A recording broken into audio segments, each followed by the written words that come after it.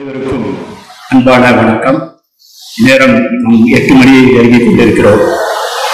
கிட்டத்தட்ட இந்த அறிமுகத்தில் கவிதை வடிவில் கொடுக்கும்போது நான் உண்மையில் நெகிழ்ந்து போனேன். இந்த அருமையான மேடை, அருமையான தருணம், அருமையான மாலை, இதை சாத்தியமாக்கிய உங்கள் அனைவரையும் வணங்குகிறேன். இப்படிப்பட்ட ஒரு கூட்டம் தான் என்னை தொடர்ந்து செயல்படுத்த தூண்டுகிறது. இது எங்கு தொடங்குகிறது, எந்த தலைப்புல தொடங்குறது கவனிச்சு பாத்தீங்கன்னா, நான் நேற்று முன்தினம் சென்னையில் சங்க இலக்கியம் என்னும் சிந்துவெளி திறவுகோல் அப்படிங்கிற தலைப்புல பேசுறேன். ஒரு நாள் முழுவதும் கூட்டம். நேற்று தரங்கப்பாடியில சிந்துவெளி 100. இன்னைக்கு உங்க தலைப்பு கொடுக்கல. தலைப்பு கொடுக்காம நான் என்ன பேசுவேன்னு தெரியும், அதனால தலைப்பு கொடுக்காம இந்த தலைப்பை நான் தீர்மானித்தது இன்னைக்கு திரு கோவை சதாசிவம் முகநூலில் ஒரு பதிவிட்டு இருந்தார். அந்த முகநூல்ல பதிவிட்டு இந்த எல்லாரும் இன்னைக்கு அவினாசி நிகழ்ச்சிக்கு வந்துருங்க, தினகரன் போன்றவர்கள் மிக முழுவதுமாக இருந்து முன்னெடுத்த இந்த நிகழ்ச்சி. அதை கோவை சதாசிவம் என்னுடைய முகநூல் நண்பர், அவர் இதை பதிவிட்டு இருந்தார். அதுல சொல்லிட்டு 30 ஆண்டுகளாக ஆய்வு செய்கிற பாலகிருஷ்ணன் கற்றதையும் பெற்றதையும் பேசுவார், கற்றதையும் பெற்றதையும் பேசுவார் அப்படின்னு. அதனால வாங்கன்னு சொல்லிடுவார். நான் அதையே சரி கற்றதையும் பெற்றதையும் தான் பேச சொல்றாரு அப்படின்னு நான் புரிஞ்சுக்கிட்டு கற்றதை பற்றியும் பெற்றதை பற்றியும் அதன் ஊடாக சிந்துவெளி சங்க இலக்கியம் பற்றியும் தொட்டு செல்வேன். இத ஆரம்பிக்கிறதே இந்த மேடையில இருந்துதான் ஆரம்பிக்க மேடையில. இந்த மேடையில் இப்ப நிகழ்ந்த நிகழ்வுகளை நீங்கள் அப்படி வச்சு ஒரு புள்ளி வச்சு கோடு இழுத்து கோலமா போட்டீங்கன்னா இந்த வரலாறு நமக்கு புரிஞ்சிடும். இந்த நினைவு பரிசு வழங்குறாங்க. ஒரு நினைவு பரிசு ஒரு திமிழ் காளையினுடைய முதல்ல. அதுக்கு முன்னால உங்க அவினாசியை பத்தி சொல்றேன். நான் உங்களை வணங்கி இந்த இவ்வளவு பெரிய கூட்டமா வந்திருக்க சொல்றதுக்கு முன்னால உங்களை நான் என்ன சொல்ல விரும்புறேன்னா, தமிழ்நாட்டில் திருப்பூர் பக்கத்தில் பல்லடம் பக்கத்தில் இருக்க அவினாசியை சேர்ந்தவர்கள் மக்களே சொல்ல விரும்புறேன். ஏன்னு கேட்டீங்கன்னா, இந்த அவினாசி என்பது ஒரு அவினாசி அல்ல. இப்ப கூகுள் பண்ணாதீங்க, வீட்டுல போய் கூகுள் பண்ண பாருங்க. ராஜஸ்தானில் சிக்கார் என்ற மாவட்டத்தில் சிந்துநகரி பகுதியில் அந்த தொடர்ச்சியாக இருக்கும் பகுதியில் இன்னொரு அவினாசி இருக்கிறது. அங்கே இன்னொரு கரூரும் இருக்கிறது. அந்த பகுதியில் காங்கேயம், இது என்னுடைய புத்தகத்தில் இதை பற்றி தெளிவாக எழுதியிருப்பேன். அதனால் தமிழ்நாட்டை சேர்ந்த அவினாசியை சேர்ந்த மக்களே, இதன் மூலமா நான் என்ன சொல்ல வருவேன்னு நீங்க புரிஞ்சுக்கிறீங்க. சிந்துவெளி விட்ட இடமும் சங்க இலக்கியம் தொட்ட இடமும் என்பது முழக்கம் அல்ல, அது நடந்த நிகழ்ச்சியுடைய வரலாற்று தொகுப்பு. அதனால் தமிழ்நாட்டில் திருப்பூர் அருகே பல்லடத்தின் அருகே இருக்கும் அவினாசியை சேர்ந்தவர்களே அப்படின்னு நான் உங்களை அழைத்துக்கிட்டேன். ஏன்னா இன்னொரு அவினாசியில் மக்கள் இருக்கிறார்கள், அவர்களெல்லாம் விட்டுட்டு தான் நம்ம இங்கே வந்திருக்கோம். இரண்டாவது, இந்த மேடையில சில பரிசுகள் எல்லாம் கொடுத்தாங்க. ஆனந்தன் அப்படின்ற பரிசை செய்த இந்த சிற்பங்கள், இந்த இதெல்லாம் பரிசு பொருட்களை நினைவு பரிசுகளை பொருள் செய்தவர்கிட்ட நான் கேட்டேன், உங்களுக்கு சமஸ்கிருதம் தெரியுமான்னு கேட்டேன். அவருக்கு தெரியாதுன்னு எனக்கு தெரியும். இருந்தாலும் அவர் சொல்லி கேட்கறது தேவையில்லை, தெரியாதுன்னு. ஆனால் இந்த நாட்டில் சிற்ப சாஸ்திரம் என்று சொல்கிற சிற்பங்களை எப்படி செதுக்குவது, உலோக சிற்பங்களை எப்படி செதுக்குவது, கற்சிற்பங்களை செதுக்குவது எப்படி என்பதை எல்லாம் சிற்ப சாஸ்திரம் என்று சமஸ்கிருதத்தில் தான் எழுதப்பட்டிருக்கிறது. இந்த நாட்டில் நடனத்தையும் நாட்டியத்தையும் ஆடுபவர்கள் சாதாரண பெண்களும் சாதாரண குடிமக்களும் இந்த கலையை வளர்த்தார்கள். ஆனால் பரத சாஸ்திரம் என்ற பெயரில் அந்த பரதநாட்டியம் பற்றிய சாஸ்திரம் சமஸ்கிருதத்தில் தான் எழுதப்பட்டிருக்கிறது. இந்த நாட்டில் ஆதி நாட்களில் இருந்து மூலிகை மருந்துகளை எடுத்து குணப்படுத்தி வைத்தியம் பண்ணி கொண்டிருந்த மருத்துவர்கள் எல்லாம் கிராமங்களிலும் மலைகளிலும் காடுகளிலும் வசித்தார்கள். ஆனால் அந்த பெருமையெல்லாம் தன்வந்திரிக்குத்தான் போகிறது. அந்த சாஸ்திரங்கள் எல்லாம் சமஸ்கிருதத்தில் தான் எழுதப்பட்டிருக்கிறது. அப்படி ஞானங்கள் எல்லாம் ஒரு மொழியில் எழுதப்பட்டதால் அந்த மொழியை கற்காதவர்கள் ஒரு முன்னேறி வர முடியாது என்ற தடுப்பு அறைகள் எப்படி எழுப்பப்பட்டன என்பதை புரிந்து கொள்வதுதான் இந்த வரலாறு. அவருக்கு சமஸ்கிருதம் தெரியாது. இந்த உருவங்களை எல்லாம் அவர் செதுக்கியிருந்தார். அந்த உருவம் முக்கியம் இல்ல, அதுல இருக்கக்கூடிய உணர்ச்சி முக்கியம்.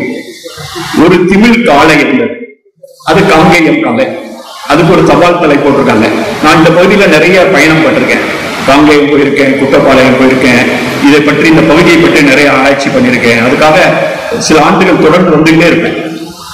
இந்த காங்கேயம் காளை, இந்த திமிழ் காளை அப்படிங்கிறது பாஸ் இண்டிகஸ் அப்படின்னு பேர். ஜுவாலஜிக்கல்ல, விலங்கியல் அடிப்படையில் இதை பாஸ் இண்டிகஸ் அப்படின்னா. இதுக்கு முரணான இன்னொரு மாடு ஒண்ணு இருக்கு. அதுக்கு பேர் பாஸ் டாரஸ் அப்படின்னு.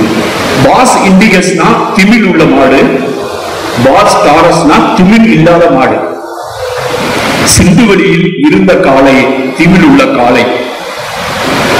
அந்த திமில் உள்ள காளைகளுடைய வரலாற்றை மட்டும் தொடர்ந்து வந்திருந்தால் வரலாற்றினுடைய வாளை அல்லது தலையை பிடித்து விட்டனராம். வரலாற்றின் காலை பிடித்தாலும் தலையை பிடித்தாலும் நீங்கள் வரலாற்றை பிடித்து விட்டீர்கள். ஆக இந்த பாஸ் இண்டிகஸ் என்ற காங்கேயம் காளை அந்த சிந்துவெளி நிகழ்வில் சிந்துவெளியில் இருக்கக்கூடிய பெருமிதத்திற்குரிய திமிழ் காளையினுடைய மனதை வைத்து இந்த நிகழ்ச்சிக்கு தக்கவாறு செய்திருக்கிறார்கள். அடுத்து இன்னொரு சிற்பம் எனக்கு கொடுத்தாங்க. ஒரு மரத்தில் செய்தது, ஒரே மரத்தில் செய்த ஒரு நடன மங்கையினுடைய, நீங்க போய் பாத்தீங்கன்னா கூகுள் பண்ணீங்கன்னா டான்சிங் கேர்ள் ஆஃப் மொஹஞ்சோதரான்னு இருக்கும். மொஹஞ்சோதராவில் கிடைத்த நடன மங்கைன்னு. அவங்க நடன மங்கைன்னு எனக்கு தோன்றதில்லை, அதுக்கு டான்சிங் கேர்ள் பேர் வச்சுட்டாங்க, அதனால நடன மங்கைன்னு எல்லாரும் சொல்லிட்டு இருக்காங்க. நான் அண்மையில கூட எழுதியிருந்தேன். ஒரு 15 நாளைக்கு முன்னால நான் ஈரோடுக்கு பேசுறதுக்காக வந்தேன் புத்தக கண்காட்சியில. ஈரோடு புத்தக கண்காட்சிக்கு வந்துட்டு இருக்கும் போது சென்னையில ட்ரெயின்ல ஏறி இருக்கேன். அப்பதான் வினேஷ் போகத் அப்படின்னு இந்த மல்யுத்தத்துல போராடியே ஹரியானாவை சேர்ந்த அந்த வீராங்கனை வெற்றி பெற்று விட்டார். ஆனா அவரை தகுதி நீக்க 100 கிராம் அதிகமாயிருச்சுன்னு அந்த தகுதி நீக்க செய்தி வரவில்லை. அந்த மகிழ்ச்சியில் நான் அந்த புகைப்படத்தை அந்த பொண்ணு அப்படி இப்படி காலை இப்படி வச்சுட்டு இப்படி கையை தூக்கிட்ட மாதிரி ஒரு படம். எனக்கு அந்த பொண்ணுடைய கால் மட்டும் பார்த்தேன். அந்த ஒரு கால் செங்குத்தாகவும் இன்னொரு கால் முன்னோக்கி மடிந்திருக்கிற அந்த 2 கால்களை பார்த்தவும் எனக்கு ட்ரெயின்ல 11:12 மணிக்கு கடைசி ட்ரெயின்ல கிளம்பி வரோம். உடனே எனக்கு சிந்துவெளி நடனம் அங்கே நிற்கும் அந்த பொசிஷன் ஆகும். உடனே கூகுள் பண்ணி மொஹஞ்சோதரா டான்ஸ் கேர்ள் படத்தை எடுத்து இந்த படத்தை பொருத்தி இது 2ஐயும் போட்டு மகிழ்ந்தேன். ஆக அந்த ஹரியானாவை சேர்ந்த தனது உரிமைக்காக கடைசி வரை போராடிய ஒரு பெண்ணின் அந்த உருவத்தை அப்படியே நினைவுபடுத்துகிற ஒரு நடனம் அங்கே இருந்த இடம் சிந்துவெளி. அந்த பெண் உரிமையை பற்றி பேசும்போது இங்கிருந்து பேசுவோம். இந்த மாதிரி ஒரு சிலையை, இது உலோகத்தில் செய்யப்பட்ட சிலை. மொஹஞ்சோதரால இவர் மரத்துல செஞ்சிருந்தாரு, மொஹஞ்சோதரால அதை உலோகத்துல செஞ்சிருக்காங்க. சின்னதா இருக்கு. அது இப்ப மியூசியத்துல இருக்கு, மொஹஞ்சோதரா மியூசியத்துல இருக்கு. நீங்க பாத்தீங்கன்னா அந்த படத்தை கூகுள்ல பாத்தீங்கன்னா டான்சிங் கேர்ள் சின்ன உருவம். இது செம்புல செய்யப்பட்டது. செம்பு என்பது ஒரு உலோக கலவை. It's an alloy. அலாய் செம்புல அதுல இது இருக்கும், காப்பர் இருக்கும், அப்புறம் சின்னதா டின் கொஞ்சம் கலந்துருக்கும். அதுல ஆன்டிமனி இந்த சிலதெல்லாம் ஆர்சனிக் எலிமெண்ட்ஸ் எல்லாம் கலந்து அந்த கலவையா தான் செம்பு வரும். It's an alloy. இந்த அலாயில எப்படி பண்ணுவாங்கன்னா, இந்த making process last wax method பேரு. ஒரு களிமண்ல முதல்ல அந்த உருவத்தை செய்வாங்க. அதுக்கு மேல ஒரு மெழுகுல கொடுக்குவாங்க. அதுக்கு மேல களிமண்ல ஒரு திருப்பி பண்ணி அது மேல ஒரு ஓட்டை போட்டு அதுபடியே அந்த உலோகத்தை உருக்கி ஊற்றுவாங்க. அது போய் மெழுக காணாம போன அந்த சிலை வரும். அதுக்கு பேர் டோக்ரா காஸ்டிங் பேர். அந்த முறையை பயன்படுத்தி தான் நீங்க திருப்பூர்ல இருந்து இங்க எந்த ஊர் சொன்னாரு, ஒரு ஊர்ல உலோக சிற்பங்கள் எல்லாம் செய்யறாங்கன்னு சொன்னாங்க. அதை விட முக்கியமா சுவாமி மலையில சோழா பிரான்ஸ் நம்ம சொல்றோம் பாத்தீங்களா, கடவுள் சிலை, இதையெல்லாம் செய்கிற மெத்தட் இந்த கிளாசிக்கல் சுவாமி மலையில் செய்யும் அந்த தொழில்நுட்பத்தை பயன்படுத்தி தான் மொஹஞ்சோதராவில் கொஞ்சம் புது ஃபார்ம்ல அந்த சிலையை செய்தார்.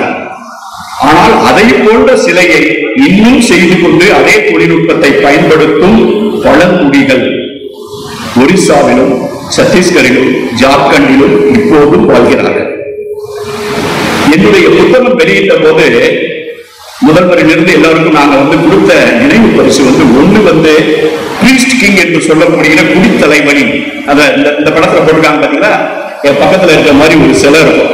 இந்த சிலையில ஒருத்தர் இருப்பாரு, அவரை பிரீஸ்ட் கிங் இருப்பாங்க. ஒரு மேயர் மாதிரி அந்த நகரத்துக்கு முக்கியமான ஆளு. அவர் ஒரு துணி சால்வை மாதிரி போட்டிருப்பாரு.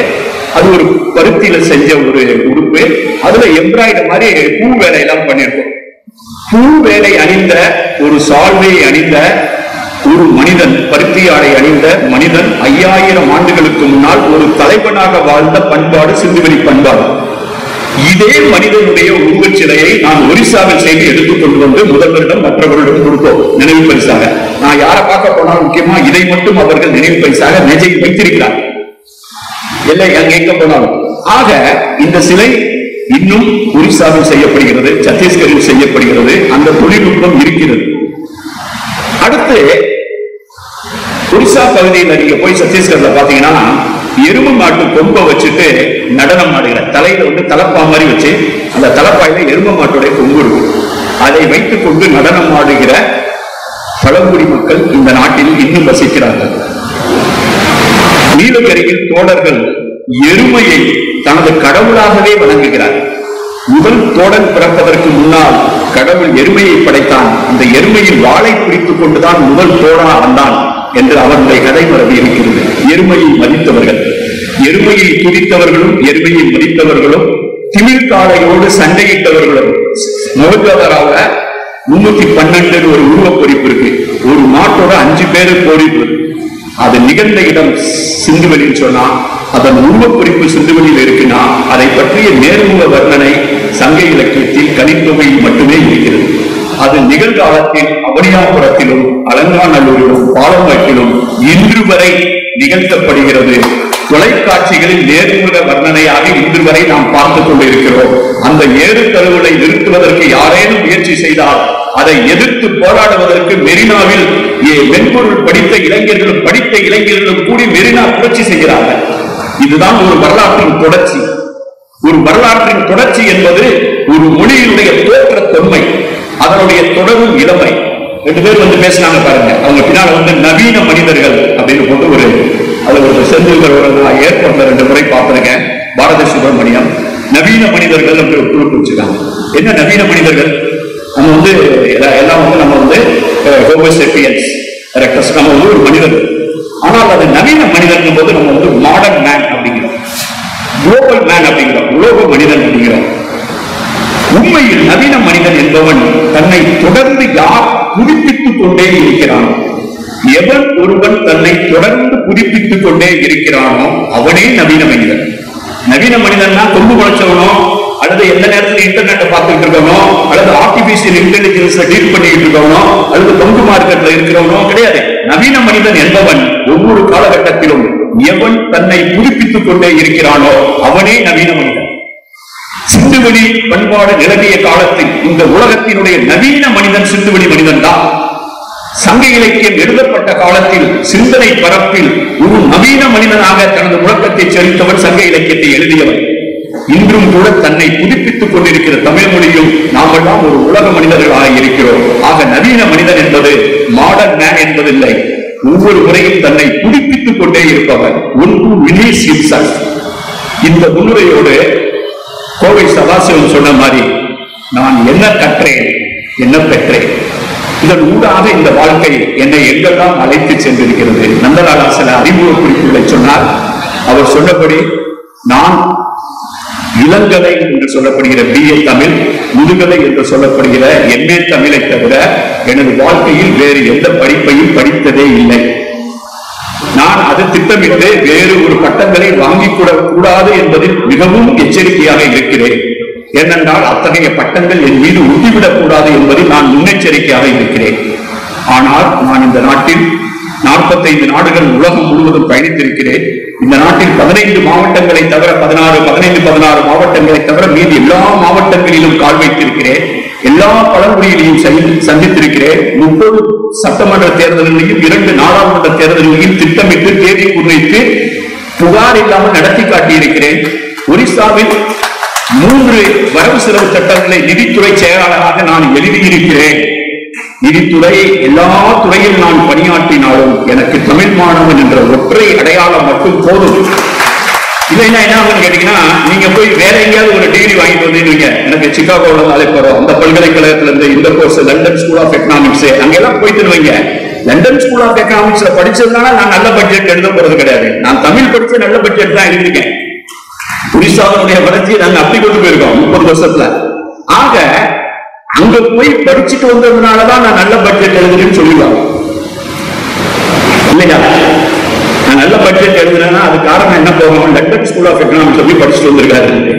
லண்டன் ஸ்கூல் எக்கனாமிக்ஸ்ல படிக்காம பட்ஜெட் எழுதுறதோ, சட்டத்துறையில் படிக்காமல் சட்டங்களை எழுதுவதும் அதுதான் எனது வாழ்க்கையில். அதையெல்லாம் விட முக்கியமாக நான் வந்து தலைமைச் செயலாளர் பொறுப்புல அந்த நிதித்துறை செயலாளராக இருந்த ஒரு முதல்வருடைய தலைமை ஆலோசகராக ஓய்வுக்கு பின்னால் பணியாற்றினேன் என்ற எல்லா பெருமிதங்களையும் விட நான் அடிக்கடி ஒரிசாவில் சொல்லி மகிழ்வதெல்லாம் நான் ஒரிசாவின் பண்பாட்டுத்துறை செயலாளராக 4 ஆண்டுகள் பணியாற்றி இருக்கிறேன்.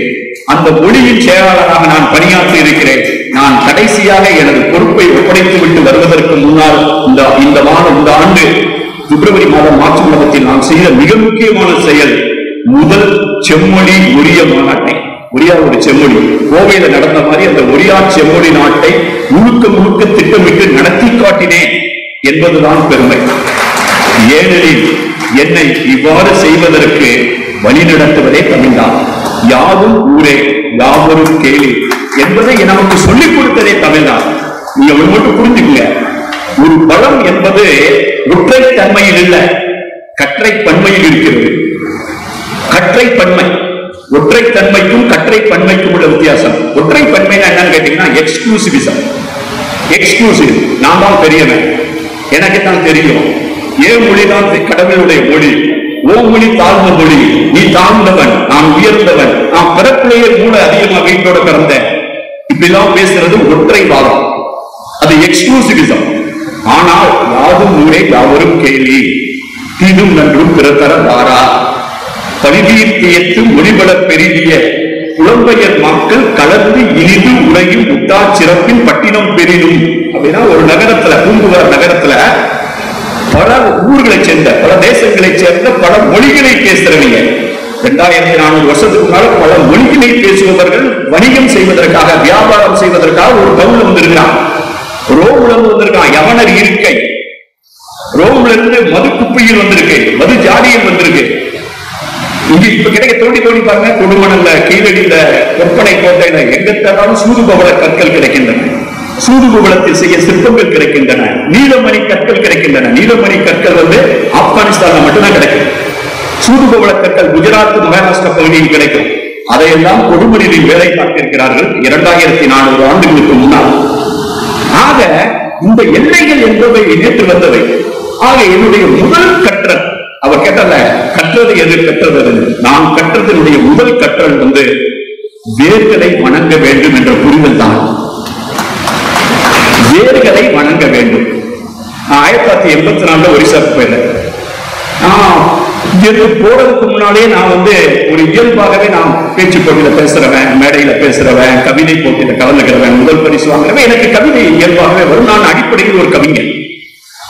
ஆனா நாம போய் அங்க இருக்கக்கூடிய வேலை, சப் கலெக்டரா இருக்கும் போது அங்க இருக்கக்கூடிய கோபம், மக்களுடைய இயல்மை, இதெல்லாம் பார்த்து என் சினத்தில் அப்பெல்லாம் தாடி வச்சிருக்கேன். இதை பார்த்தாலே பயப்படலாம், வண்டியிலே குச்சி இருக்கு. ஆக நான் ஒரு கோபக்கார இளைஞராக வேலை பார்த்துக் கொண்டு கவிதை எழுதுறதுக்கு நேரம் இல்லை.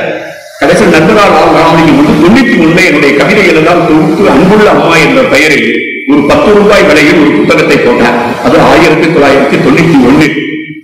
அதுக்கு பின்னால என்னுடைய 2வது புத்தகம், இதுவரைக்கும் 16-17 புத்தகங்கள் வந்துவிட்டன. 2வது புத்தகம் வந்தது இந்த திருச்சிக்காரர் எல்லாம் சேர்ந்து என்னை எழுத வைத்துக் கொண்டு வந்து சிறகுக்குள் வானம். அது 2012. அப்படின்னா நான் ஒரு 21 ஆண்டுகள் எழுதவே இல்லை, பதிப்பிக்கவே இல்லை. ஏனென்றால் எனக்கு செயல்படுவதற்கே நேரம் பிடிக்கவில்லை.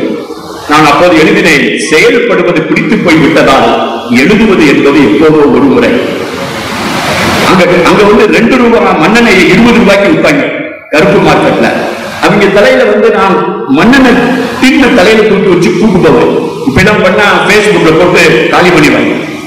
அப்படியே முன்னாடியே கொண்டு போய் ஒருத்தர் அப்படியே நேர்முக இதை காமிச்சு வருவான், இவர் இப்படிதான் பண்றாரு, அடாவடியா பண்றாருன்னு. அந்த காலத்துல அதை பண்ணாட்டுனா வேற வெளியே இல்லைன்னு எனக்கு தோணும். அப்படிதான் செஞ்சிருக்கேன். இவன்ட்டு பழங்குடி மக்கள்கிட்ட எவனாவது பணத்தை வாங்கி லஞ்சம் வாங்கிட்டு போனா திருப்பி அவன்கிட்ட போய் பஞ்சாயத்துல பண்ணி அவன் மேல வழக்கு போட்டு 20 வருஷம் 30 வருஷம் அவனுக்கு ஒண்ணுமே ஆகாது. அவன் பேர்ல PF எடுத்து அதே பணத்தை கொண்டு போய் அந்த கிராமத்துக்கு போய் அவன் கையிலேயே திருப்பி கொடுக்க வச்சிருந்தேன். வாங்கின லஞ்சத்தை திருப்பி கொடுக்க வைக்கிறதா என் வேலை. அவன் மேல நீங்க எழுதி நீங்க ஒழுங்கு நடவடிக்கை எடுத்து நீங்க ரிட்டையர்ட் ஆயிருந்தீங்க, அவன் மேல ஒண்ணுமே ஆகாது. நீங்க போன காசு போச்சு, பாத்திரத்தை எடுத்து கொடுத்தவனா இப்ப உடனே என்ன பண்ணேன், அவன் பேர்ல பிரைவேட் ஃபண்ட்ல அப்ளை பண்றாங்க, அதை சாங்ஷன் பண்ணி அந்த பணத்தை எடுத்து ஜீப்ல உட்கார வச்சு அந்த ஊர்ல உட்கார வச்சு எல்லாத்தையும் உட்கார வச்சு நீ எவ்வளவு கொடுத்த, நீ எவ்வளவு கொடுத்த, நீ எவ்வளவு கொடுத்துருக்கு. அப்பதான் அவங்க அவங்க கொடுத்தது லஞ்சம்னே தெரியும். நிறைய பேர் அது கவர்மெண்ட்டுக்கு பேமெண்ட் பண்ண வேண்டிய பேமெண்ட் நினைச்சிருந்தாங்க. நாங்க பேமெண்ட் கொடுத்துட்டோம் சார், ஃபீஸ் கட்டிட்டோமே சார். ஆக செயல்படுவது பிடித்து போய்விட்டதால் எழுதுவது என்பது எப்போதோ ஒரு முறை என்று வாழ்ந்து கொண்டிருந்தேன். எனது முதல் கற்றலே வேர்களை மதிக்க வேண்டும், வேர்களை வணங்க வேண்டும் என்ற புரிதல் தான். என்னுடைய முதல் கவிதை நூலில் எழுதியிருந்தேன், வேர்களுக்கு வணக்கம் அப்படின்னு ஒரு கவிதை. அந்த வேர்களுக்கு வணக்கம்ங்கிறது என்னுடைய ஆசிரியர்கள், என்னுடைய குடும்பம், என்னுடைய பெற்றோர்கள், என்னுடைய கிராமம், என்னுடைய ஊர் எல்லாத்தையும் வணங்க விரும்புகிறேன். கிளைகளுக்கு மாலை போடுங்கள், பூக்களுக்கு மாலை போடுங்கள். ஒரு மரம் பூத்திருக்கு, அந்த பூக்கள் மரத்துக்கு பூக்களுக்கு நீங்க போய் மாலை போடுங்க. You where the flowers. கிளைகளுக்கு தோரணம் கட்டுங்கள், கிளைகளுக்கு தோரணம் கட்டுங்கள். ஆனால் வேர்களுக்கு வெறும் நன்றியாவது சொல்லுங்கள் அப்படின்னு எழுதியிருக்கேன். வேர்களுக்கு வெறும் நன்றியாவது சொல்லுங்கள். தேங்க் தி ரூட்ஸ்.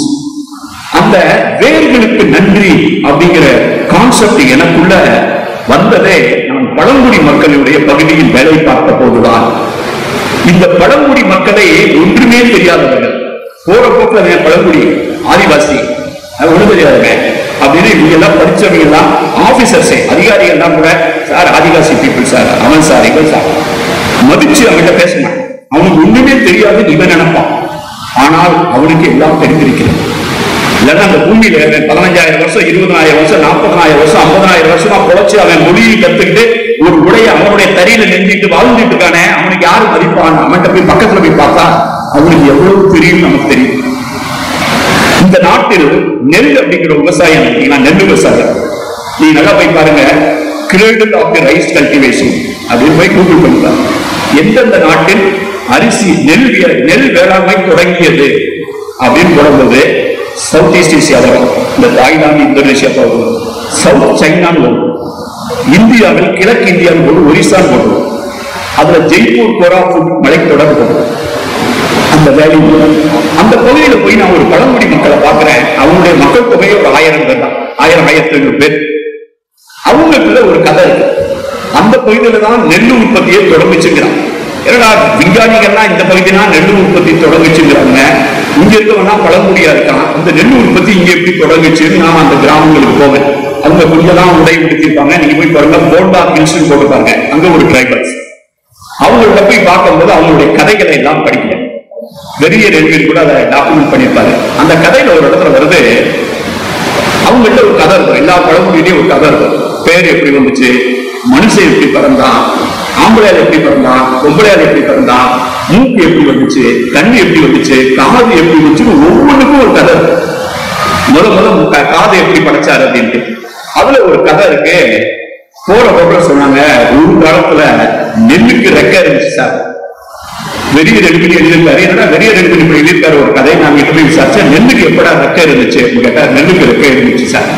அந்த கதையை சொல்லுனா, அந்த கதை எப்படி போகுதுன்னா, ஒரு காலத்துல நெல்லுக்கு ரெக்க இருந்துச்சு. அப்ப அவங்க வணங்குற கடவுள் சூரிய கடவுள். சூரியன் தான் அப்படி நிமிர்ந்து பார்த்தானா பொய் சொல்ல மாட்டான். சூரியனை சாட்சியா வச்சு, விளக்க சாட்சியா வச்சு பொய் சொல்ல மாட்டாங்க இந்த டிரைபர்ஸ். அவங்க ஒரு தடவை போட்டி வரும். இந்த போண்டா என்கிற மனிதர்களுக்கும் நெல் என்ற தானியத்துக்கும் போட்டி வரும். ஏன் இந்த போட்டி வந்ததுன்னா, அந்த போண்டாக்கு ஒரே குழப்பமா இருக்கு. ஒரு நாள் நடந்து போகும்போது திடீர்னு ஒரு இடத்துல நெல் விளைஞ்சிருக்கு, அதை அடுத்து சாப்பிடுறாங்க. அவங்க விவசாயம் பண்ணல, ஆனா நெல் சாப்பிடுறாங்க. அப்ப திருப்பி அதே இடத்துல நெல் கிடைக்குமான்னு போகும்போது அந்த இடத்துல இல்ல. திருப்பி வேட்டையாட போகும்போது இன்னொரு இடத்துல நெல் இருக்கு. இங்க வந்துருச்சு நெல் அப்படின்னு அதை அடுத்து சாப்பிடறாங்க. அப்புறம் அடுத்த தடவை போகும்போது அங்க நெல் இல்லை, இன்னொரு இடத்துல அங்க நெல் இருக்கு. அது என்னன்னு கேட்டீங்கன்னா, ஒயில்ட் பேடின்னு பேரு. எந்த ஒரு தானியமும் விலங்கும் பழக்கப்படுத்துவதற்கு முன்னால் அது காட்டு விலங்காக இருக்கும், காட்டு பயிராக இருக்கும். ஒயில்ட் வீட்டுன்னு ஒண்ணு இருக்கு, காட்டு கோதுமை, காட்டு நெல் இருக்கு, காட்டு எருமை இருக்கு, வீட்டு எருமை இருக்கு, காட்டு நாய் இருக்கு, வீட்டு நாய் இருக்கு, காட்டு பூனை இருக்கு, வீட்டு பூனை இருக்கு. காட்டு அது பழக்கப்படுத்த டொமஸ்டிகேட். மிருகங்களிலும் விலங்குகளிலும் பயிர்களிலும் காட்டு உருளைக்கிழங்கு இருக்கு வெளிநாடுல. அது ஒயிட்டா இருக்கு. நீங்களும் பார்த்திருக்கீங்க, காட்டு பருத்தி இருக்கு, பழக்கப்பட்ட பருத்தி இருக்கு. அப்ப இந்த காட்டு நெல் என்னன்னு கேட்டீங்கன்னா அதுவா விளையும். இவன் என்ன நினைக்கிறான், இந்த நெல் அங்க போயிருச்சு, அந்த நெல் இங்க போயிருச்சு அப்படின்னா நெல்லு பறந்து போயிடுச்சுங்கிறான். நெல்லு பறந்து போச்சுன்னா அதுக்கு ரெக்க இருக்குன்னு அர்த்தம். அந்த கதையினுடைய பொருளே தான். அப்ப என்ன பண்ணா, 2 பேருக்கு போட்டி. இவன் விவசாயத்தை தொடங்கலாம், இந்த நெல்லை ஊண்டி வச்சு வளர்க்கறது. இந்த கதை எப்படி வருதுன்னு கேட்டீங்கன்னா, கடவுளுக்கு சொல்றான் நெல்லு பெருசா மனுஷன் பெருசா அப்படிங்கும் போது கடவுளை சாட்சியா வச்சு ஒவ்வொரு முறையும் ஒரு பேரை சொல்லி கூப்பிடுவேன். ஒரு போண்டா மனுஷன் வரணும், ஒரு நெல் வரும். இந்த சைடு போ இந்த சைடு போகும்போது கடைசியில யார் கூட எண்ணிக்கை இருக்காங்களோ அவங்கதான் ஜெயிச்சாங்கன்னு கடவுள் சொல்றாரு சூரிய கடவுள். இப்ப போண்டா கூட்ட ஒரு போண்டா வாங்கினா ஒரு போண்டா வரா, ஒரு நெல்லு வா அப்படின்னா ஒரு நெல்லு, அப்புறம் இன்னொரு போண்டா வா ஒரு நெல்லு வாங்க, இப்படி போண்டானா போண்டா திங்கிற போண்டலாம் அந்த பழங்குடியினுடைய பெயரு. அப்ப போகும்போது நெல்லு முடிஞ்சு போயிருது, போண்டா 2 பேர் மீதி இருக்கான். இப்ப வந்து இந்த மனுஷன் ஜெயிச்சுட்டான் அப்படின்னு கடவுள் தீர்ப்பளிச்சுறாரு. இப்ப தோத்து போனக்கு நெல்லை என்ன பண்றது? சரி, இந்த மேல அனாவசியமா நீ பறந்துட்டு இருக்காத அப்படின்னு அவர் கையில இருக்கக்கூடிய ஆயுதத்தை வச்சு நெல்லை இந்த சரி இப்படி 2 போடுறாரு. நெல்லுடைய 2 ரெக்கையும் போயிடுச்சு. அதுக்கு பின்னால நெல்லு வந்து மனுஷன் சொன்ன பேச்சை கேட்டுட்டு இருக்கிற இடத்துல இருந்துச்சுங்க, அது வரைக்கும் பறந்துச்சு. இதை படிச்சதுக்கு பின்னால கோயம்புத்தூர் வேளாண்மை பல்கலைக்கழகத்துல இருந்து ராமையான்னு ஒருத்தர் 1948 50களில் இந்த ஒரிசா பகுதிக்கு போய் ஆராய்ச்சி பண்றாரு இந்த நெல்லை பத்தி. அவர் எழுதுறாரு, இங்கதாங்க நெல் உற்பத்தி ஆச்சு அப்படின்னு நிறைய பேர் எழுதிருக்காங்க. நெல் உற்பத்தி ஆச்சுங்கிறான், இவன் உங்களுக்கு கதை வச்சிருக்கான். காட்டு நெல்லாக இருந்ததை வீட்டு நெல்லாக வளர்க்க தொடங்கிய வேளாண்மையுடைய தொடக்கத்தை இன்னும் தனது கதை மரபுகளில் தொக்க வைத்துக் கொண்டிருப்பவன் பழங்குடி. திடீர்னு ஒரு நாள் வண்டியில அதை எனக்கு சொல்லிக் கொடுப்பதற்காக பத்மநாப மடுக்காமி என்ற பள்ளிக்கூட ஆசிரியர் சனி ஞாயிறு எனது வீட்டிற்கு வருவார். ஒரு பழங்குடி மொழியை நான் கற்றுக்கொள்ள தொடங்கிறேன். இப்படிதான் என்னுடைய கற்றல் தொடங்குது. சரி, இங்க வந்து இன்னைக்கு இருக்கிறேன் அவினாசியில 40 ஆண்டுகள் வேலை பார்த்தேன்னா படிச்சிருப்பீங்க. தமிழ் நெடுஞ்சாலையில் எனது ஆனந்தவிடம் தொடரில் எழுதியிருப்பேன். ஒரு நாள் நான் ஜீப்ல போயிட்டு இருக்கேன். திடீர்னு போயிட்டு இருக்கும் போது என் டிரைவர்கிட்ட சொல்றேன், திடீர்னு பார்த்தா ஏதோ பாத்திரம் இருந்ததே ஒரு கல்வெட்டுல, கொஞ்சம் ரிவர்ஸ்ல எடு அப்படின்னு. நான் படிச்சது கரெக்டா தானே. திருப்பி ரிவர்ஸ்ல வந்து பாக்குறேன், அந்த போர்டுல வந்து ஒரியா மொழியிலும் ஆங்கிலத்திலும் தமிழி என்று எழுதப்பட்டிருக்கிறது. TAMILI. சரி, தமிழியா தாமிலியா எப்படி? நம்ம கண்ணில் நமக்கு இது கரண்டவில்லைக்கு இருந்த நமக்கு தமிழ்நாட்டுல இருந்து வந்ததெல்லாம் நமக்கு பாக்குறதெல்லாம் அப்படி தோணுதா அப்படின்ட்டு, சரி இந்த ஊருக்குள்ள போவோம் அப்படின்ட்டு நானா மனசுக்குள்ள கணக்கு போடுறேன். இந்த பகுதியெல்லாம் திராவிட பழங்குடி மக்கள் வசிக்கும் பகுதின்னு தெரியும். அப்படிப்பட்ட ஒரு மொழியை நான் கற்றுக்கிட்டு இருக்கேன். இந்த பகுதியில குவி என்ற திராவிட மொழியை பேசுபவர்கள் இருக்கிறார்கள். நம்ம ஊர்ல போய் பார்ப்போம், இங்க என்ன பழங்குடியை சேர்ந்தவர்கள் கண்டுபிடிப்போம். அந்த ஊருக்குள்ள போறேன். ஊருக்குள்ள போய் பேசினா அந்த மக்கள்கிட்ட வந்து அவங்க திராவிட பழங்குடி, அவங்களுடைய லாங்குவேஜ்ல வந்து நம்ம போட்டு படுக்கிற கட்டிலுக்கு வந்து கட்டில் தான் பேரு. தெலுங்கு பக்கத்துல பேசுற எல்லை பகுதியில பேசப்படுறது தெலுங்கு. தெலுங்குக்கான அதை வந்து மஞ்சமுங்கிறான், கட்டில வந்து மஞ்சமுங்கிறான், இவன் கட்டிலுங்க. இந்த மாதிரியான தொழில் தமிழ் சொற்களையும் தொழில் திராவிட சொற்களையும் சம்பந்தம் இல்லாத ஒரு இடத்துல ஒரு பழங்குடி பேசினான். அவன் ஊருக்கு தமிழ்ங்கிறது இயல்பா வந்ததா, அவனுக்கு ஏதாவது காரணம் இருக்கான்னு என்னை தலையை குடையாச்சு. அப்பதான் முதல் முறை என்னுடைய தமிழ் நெடுஞ்சாலையில் எழுதியிருப்பேன். நான் எனது ஜீப்பில் இருந்து அன்று இந்த தமிழ் என்ற கல்வெட்டை பார்த்துவிட்டு மயில்கல்லை பார்த்துவிட்டு இறங்கினேன். இன்னும் ஏறவில்லை. அன்னைக்கு இறங்குதான் இன்னைக்கு வரைக்கும் ஏறாது, தொடர்ந்து பயணிச்சுக்கிட்டே இருக்கேன். ஒன்னு தொட்டு ஒண்ணு ஊர் பெயர்கள்லாம் படிச்சா ஊர்னு முடிகிறது, பள்ளியில் முடிகிறது, பட்டியில் முடிகிறது, ஊரெல்லாம் தொகுத்து உடனே சத்தீஸ்கர் போனேன். சத்தீஸ்கர்ல போனா அங்க வந்து பழங்குடி மக்கள் தான் வாழ்றாங்க. இந்த என்னுடைய கற்றரை பழங்குடி தான். இந்த புத்தகத்திற்கு காரணமே பழங்குடி மக்கள் என்று சொல்ல விரும்புகிறேன். அதுக்கு நான் சொல்ல விரும்புறதே வேர்களை மறந்துவிடக் கூடாது என்பதற்காக. அந்த மக்கள்கிட்ட போய் நான் பழகினேன். அந்த மக்களுடைய எதுனாலும் சொல்லி வச்சிருப்பேன். எங்க தாசில்தார் PDO எல்லாம் சொல்லி வச்சிருப்பேன். எங்கேயாவது ஒரு கல்யாணம் நடந்தா சொல்லுங்கயா, காது குத்து நடந்தா சொல்லுங்க, பேர் வைக்கிறதா சொல்லுங்க, ஏதாவது இலவு கிட்டு இருந்தா சொல்லுங்க, ஏதாவது பழி கொடுக்குறாங்கன்னு சொல்லுங்கட்டு நான் போய் சனி ஞாயிறுல போய் அதை போய் ஸ்டடி பண்ணுவேன். அங்க போனா சில நேரங்கள்ல வந்து ஒரு ஊரை நடந்து கூட்டே போவாங்க. 6 கிலோமீட்டர் 7 கிலோமீட்டர் இடையில வந்து தண்ணி கூட வரும். நீங்க அதோட வந்து தண்ணியோட நீங்க போனீங்கன்னா பேண்ட் சட்டையெல்லாம் நம்பி போயிடும். சில நேரங்கள்லாம் காட்டு பகுதியில போகும்போது எல்லாத்தையும் கண்டிட்டு வெறும் உள்ளாடையை மட்டும் போட்டுட்டு அந்த சைடு போய் திருப்பி போட்டுலாம் போயிடும். அங்க போய் பார்த்தா அவங்களுடைய வாழ்க்கை முறை, பழங்குடி மக்களுடைய வாழ்க்கை முறை, ஒரு எருமையை பலி கொடுப்பாங்க அல்லது ஒரு மாட்டை வெட்டிருப்பாங்க. அந்த சமுதாயத்தை ஒரு விருந்து வைப்பாங்க. எல்லாத்தையும் வீடு கட்டுவாங்க. வீடு கட்டுறதுக்கு எல்லாரும் உழைப்ப சிந்துவாங்க, யாரும் கூலி வாங்க மாட்டாங்க. முடிஞ்சவொன்னு ஒரு விருந்து நடக்கும், சமுதாய விருந்து. அதுல அந்த ஆடோ மாடோ பலி கொடுத்து கட் பண்ணதுக்கு பின்னால அதை பகிர்ந்து வைக்கிற முறை இருக்குல்ல, தேக்கு இலைய வச்சிருப்பாங்க. அதுல ஒரு அந்த மாட்டினுடைய ஒவ்வொரு உறுப்பையும் ஈரலை எடுத்தானா ஈரல்ல இதுல ஒண்ணு, இதுல கொஞ்சம், இதுல கொஞ்சம், இதுல கொஞ்சம், இதுல கொஞ்சம். வாழை கட் பண்ணனா இதுல கொஞ்சம், இதுல கொஞ்சம், அதுல கொஞ்சம். மண்டக்கறியை வச்சானா இதுல கொஞ்சம் அதுல கொஞ்சம், குடலை அறுத்தானா இதுல கொஞ்சம் அதுல கொஞ்சம்ட்டு ஒரு 40 வீட்டுக்குன்னா 40 வீட்டுக்கும் கொஞ்சம் கூட கூடாம எல்லாத்துலயும் அந்த ஊர் தலைவருடைய ஒய்ஃப் இவங்க தான் பங்கு போடுவாங்க. பங்கு போட்டு திருப்பி திருப்பி பார்த்து எதுலையும் கூடுதல் குறைச்சல் இல்லாம கொடுப்பாங்க. எனக்கு தெரிந்து அவர் சொன்னார் பாத்தீங்களா, தர்மத்திற்கும் அறத்துக்கும் வித்தியாசம் இருக்குன்னு. தர்மம் என்பது பாலசுப்ரமணியன் சொன்னார், தர்மம் என்பது ஏற்றத்தாழ்வு. அறம் என்பது, அறத்துல என்ன பிரச்சனை, அறம் என்பதே அறுக்கும். அறம் என்பது மனச்சான்று, அறம் என்பது கான்சியன்ஸ். நீங்க ஏதாவது தப்பு பண்ணா முதல்ல யாருக்கு தெரியும்? உங்களுக்கு தான் தெரியும். அதனாலதான் வள்ளுவர் சொல்லுவாரு, தன்னஞ்செறிய பொய்யற்க பொய்த்தபின் தன்னஞ்சே தன்னை சுடுங்க. அறுக்கும் மனசு. வேற ஒருத்தருக்கு அகப்பட்டு கொள்ளும் வரை எல்லோரும் அகத்தியரே. பெரிய சாமியார் பேசப்பட்டவே முனிவரா இருந்தவனா பாருங்க, ஒரு நாள் அகப்பட்டவனா தெரியும் ஐயா என்ன பண்ணாருன்னு. ஆக அகப்பட்டு கொள்ளும் வரை எல்லோரும் அகத்தியரே. ஆனால் அவர் தப்பு பண்ணாலும் தப்பு பண்ணும் போதே அவருக்கு தெரியும். அதுக்கு பேர் தான் அறம்.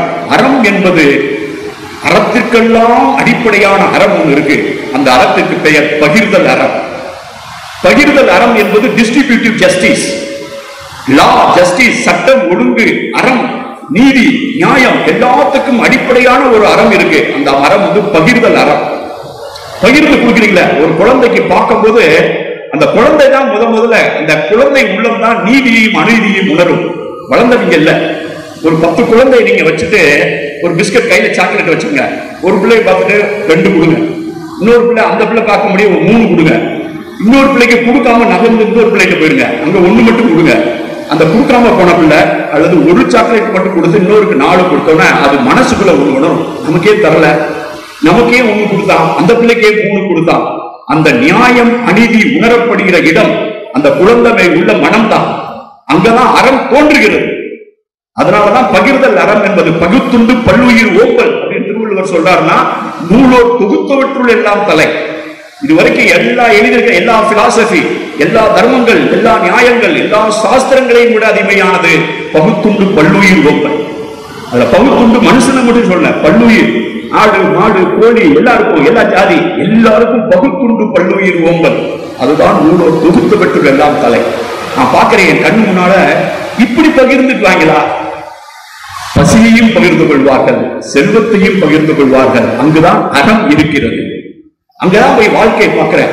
வாழ்க்கையை பார்த்தா காதலிக்கிறான், காதலுக்கு தோழி உதவி பண்றா, அந்த தோழி போய் தூது சொல்றா. வயசுக்கு வந்த பிள்ளைங்க தான் ஒரு வீட்டுல தங்கியிருக்காங்க. அந்த ஒரு வீட்டுல ஒரு பொண்ணு, ஒரு விதவை அல்லது நடுவயது ஒரு பெண்ணு வந்து இன்சார்ஜா இருக்காங்க. அவங்க வந்து இந்த பொண்ணு ஏதாவது காதலிச்சுன்னா பக்கத்து ஊருக்காரரை காதலிச்சா அவங்க தான் போய் அவங்க அம்மாட்ட சொல்றாங்க. அப்புறம் அண்ணன் தம்பி அப்பா எல்லாம் பேசி கல்யாணத்தை முடிக்கிறாங்க. அங்கு யாரும் யாரையும் ஏமாற்றி பொய் சொல்லி நான் பார்க்கவே இல்லை. ஆனால் பெரும்பாலும் காதல் திருமணம் அல்லது காதல் செய்ததற்கு பின்னால் இந்த செவிலியின் மூலமாக தாய் தந்தைக்கு போய் முறைப்படி பேசி கல்யாணம் பண்ணிச்சோம். இது எல்லாம் நடக்கிறதுனா உடன்போக்குன்னு ஓடிக்குவாங்க. இந்த 3ஐயுமே நான் பார்த்திருக்கேன். தூது, இவங்க உட்கார்ந்து பேசுறது. அப்ப என் சங்க இலக்கியம் படித்த மாணவன் என்ற முறையில் சங்க இலக்கியத்தினுடைய குறிஞ்சித்திரையில வரக்கூடிய வாங்கல் கூட்டம், வாங்கிய கூட்டம், இந்த மாதிரி தூது போறது, உடன்போக்கு, இது எல்லாமே என் கண் முன்னால் விரிந்து ஒரு 97 வந்து சென்னையில் வந்து உரையில் நிகழ்த்தினேன். சத்தீஸ்கரும் ஒரிசா பழங்குடிகள் தான் சங்க இலக்கியத்தின் நிகழ்கால சோதனை கூடங்கள் அப்படிங்கிற புரிதல் எனக்கு முதல்ல வந்தது. சங்க இலக்கியத்தை நீ உரையை படிச்சு புரிஞ்சுக்க முடியாது. நீ அந்த பழங்குடியில போய் வாழ்ந்தினா அந்த வாழ்க்கை. சத்தீஸ்கர்ல ஒரு பழங்குடி மக்கள் போறேன், சந்தையில உட்கார்ந்தா லவ் பண்ணுவாங்க. சந்தைக்கு வர இடத்துல பார்ப்பான்.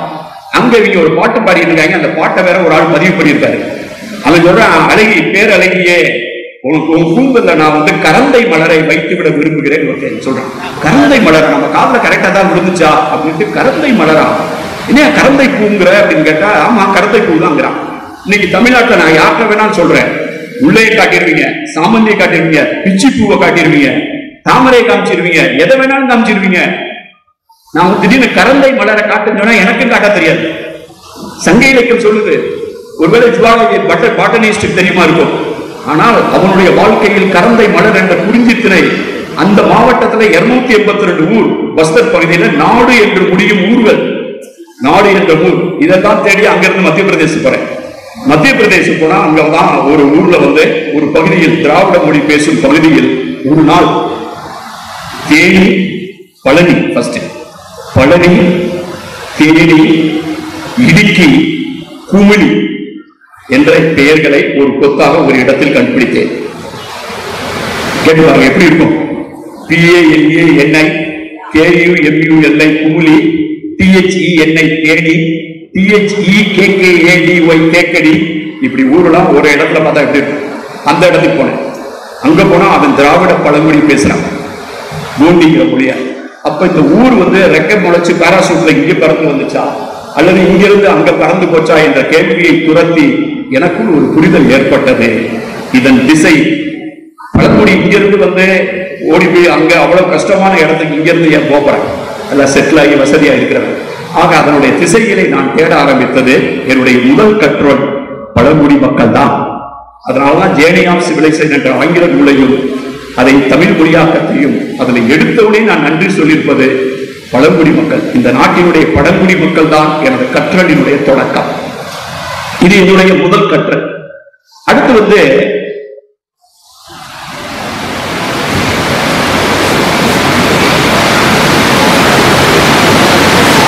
இன்னொரு புரிதல் எனக்கு மனிதன் தொடர்ந்து பயணம் பண்ணியிருக்கான். அப்ப என்னுடைய கேள்வி என்ன தொடர்ந்தது, இந்த இடுக்கி, தேனி, தேக்கடி, குமிழி இது எப்படி வந்துச்சு அப்படின்னு பண்ணும்போது எனக்கு திசைகளை விட முக்கியமா தோணுது. இங்க இருந்து அங்க போனானா, அங்க இருந்து இங்க வந்தானாங்கிறத விட முக்கியமா எனக்கு தோணுது அவன் புலம்பெயர்ந்தான், பயணம் செய்தான் என்பதை நிறுவுவது. அப்ப நான் அதுக்காக தேடுறேன், ஒவ்வொன்றா தேடுறேன். எப்படி போனா எப்படி போனா எப்படி போன. அப்ப முதல்ல நான் பார்க்க வேண்டியது, போகும்போது பயணம் பண்ணுபவன் தன் கூட என்னத்தை எடுத்துட்டு போவான் அப்படிங்கிற கேள்வியை நான் துரத்த ஆரம்பிச்சேன்.